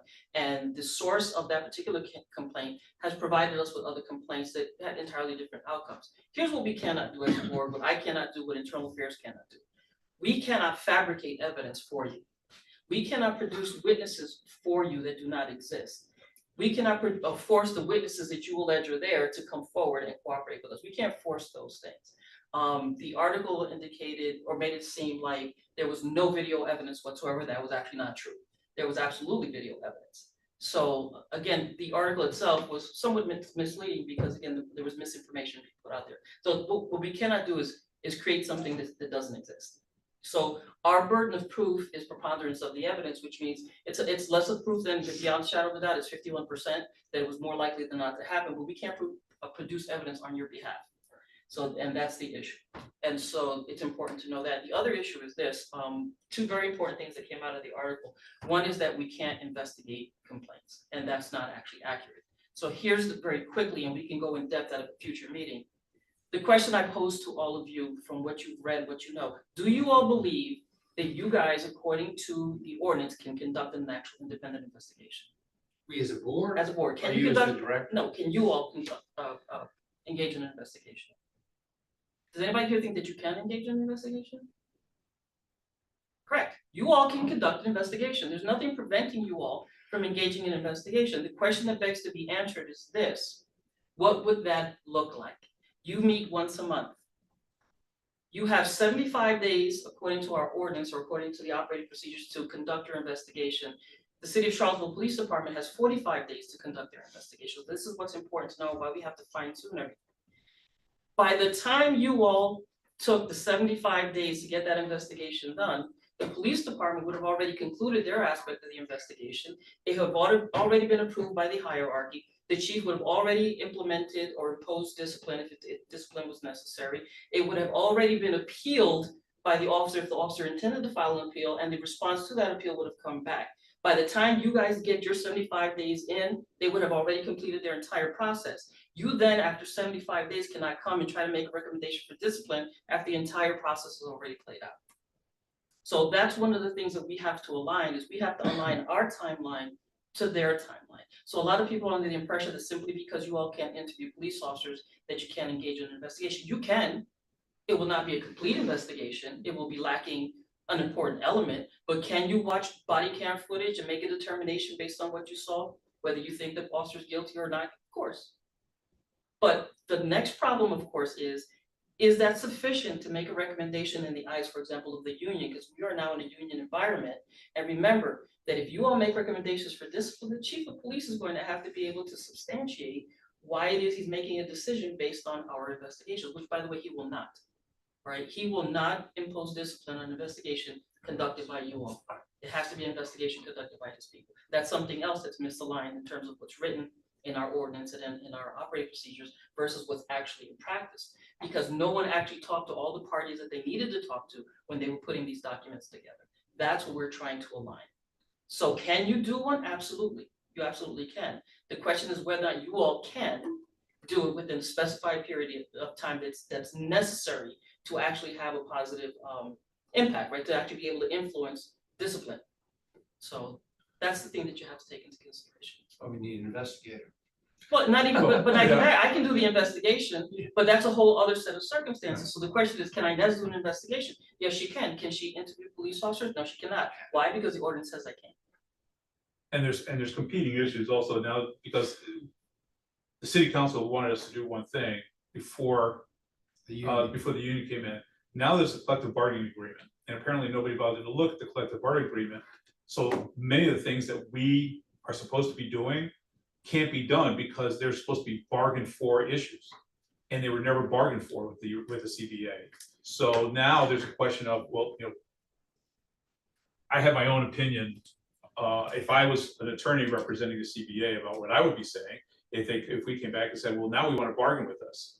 And there's differences of opinions in terms of that. Right. So With the CBA's. collective bargaining agreement. Okay. So the agreement that the city signed with the union, with any union, will be covered under agreement. And there's certain things, if they're covered under there, you have to follow that. If it's not covered, if it's silent, there's a whole other procedure that goes with that. It's important, and Inez and I were talking about this. I'm glad that she brought this up now because it's important for us to know going into the town hall, if somebody asks us, can you conduct a hearing? The answer is absolutely. If they do a follow-up, if they don't, I would follow that up with, now, in my opinion, would it be a good hearing? No. Because a good hearing means that I can review all of my evidence, I can talk to all of the witnesses, and then that's what could be my decision. I can't imagine giving a decision to anybody, let alone the chief of police, without being able to have all the evidence in front of me. I mean, I think, I learned that within the first month of law school. So why would I violate that now? In any category. So we'll see if it comes up, but I'm glad Inez brought this up. I'm glad it's important for us to have at least a cursory understanding of what that means. So when people ask us that, you can follow it up. Yes, but. And you bring up the CBA, it's also important to understand the misalignment, right? So there was an ordinance that was created that indicated that we were going to allow for collective bargaining. That ordinance indicates that our powers cannot be negotiated.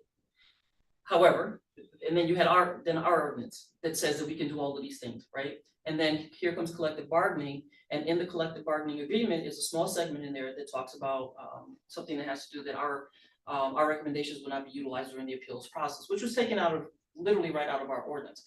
But there should have been no aspect of anything involving the PCLB that should have been in that CBA because the prior ordinance said our powers are not negotiable, right? They cannot be, right? So how did that happen? So these are all things that we have to bring to light. The question is having the opportunity to show the people who matter, hey, this should never have happened to begin with.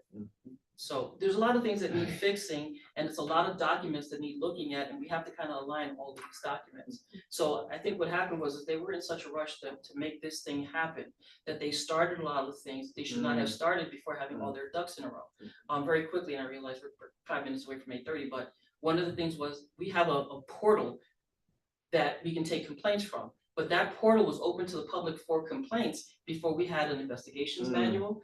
It says I can't do an investigation until I have a manual. Well, either I could do the investigation or I could write a manual. I could either do an audit or I could write the audit manual. So a lot of people didn't take into consideration, all of these things have to be created before I actually do my job. And they weren't created by my predecessor. I don't know why.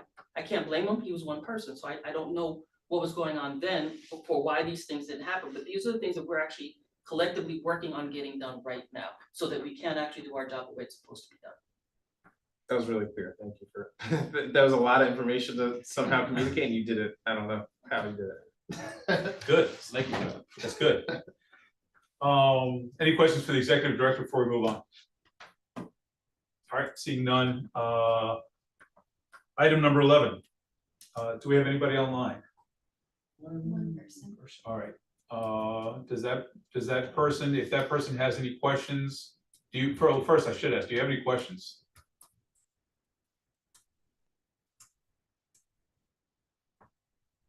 Okay, hearing nothing, anybody present, any citizens present have any questions?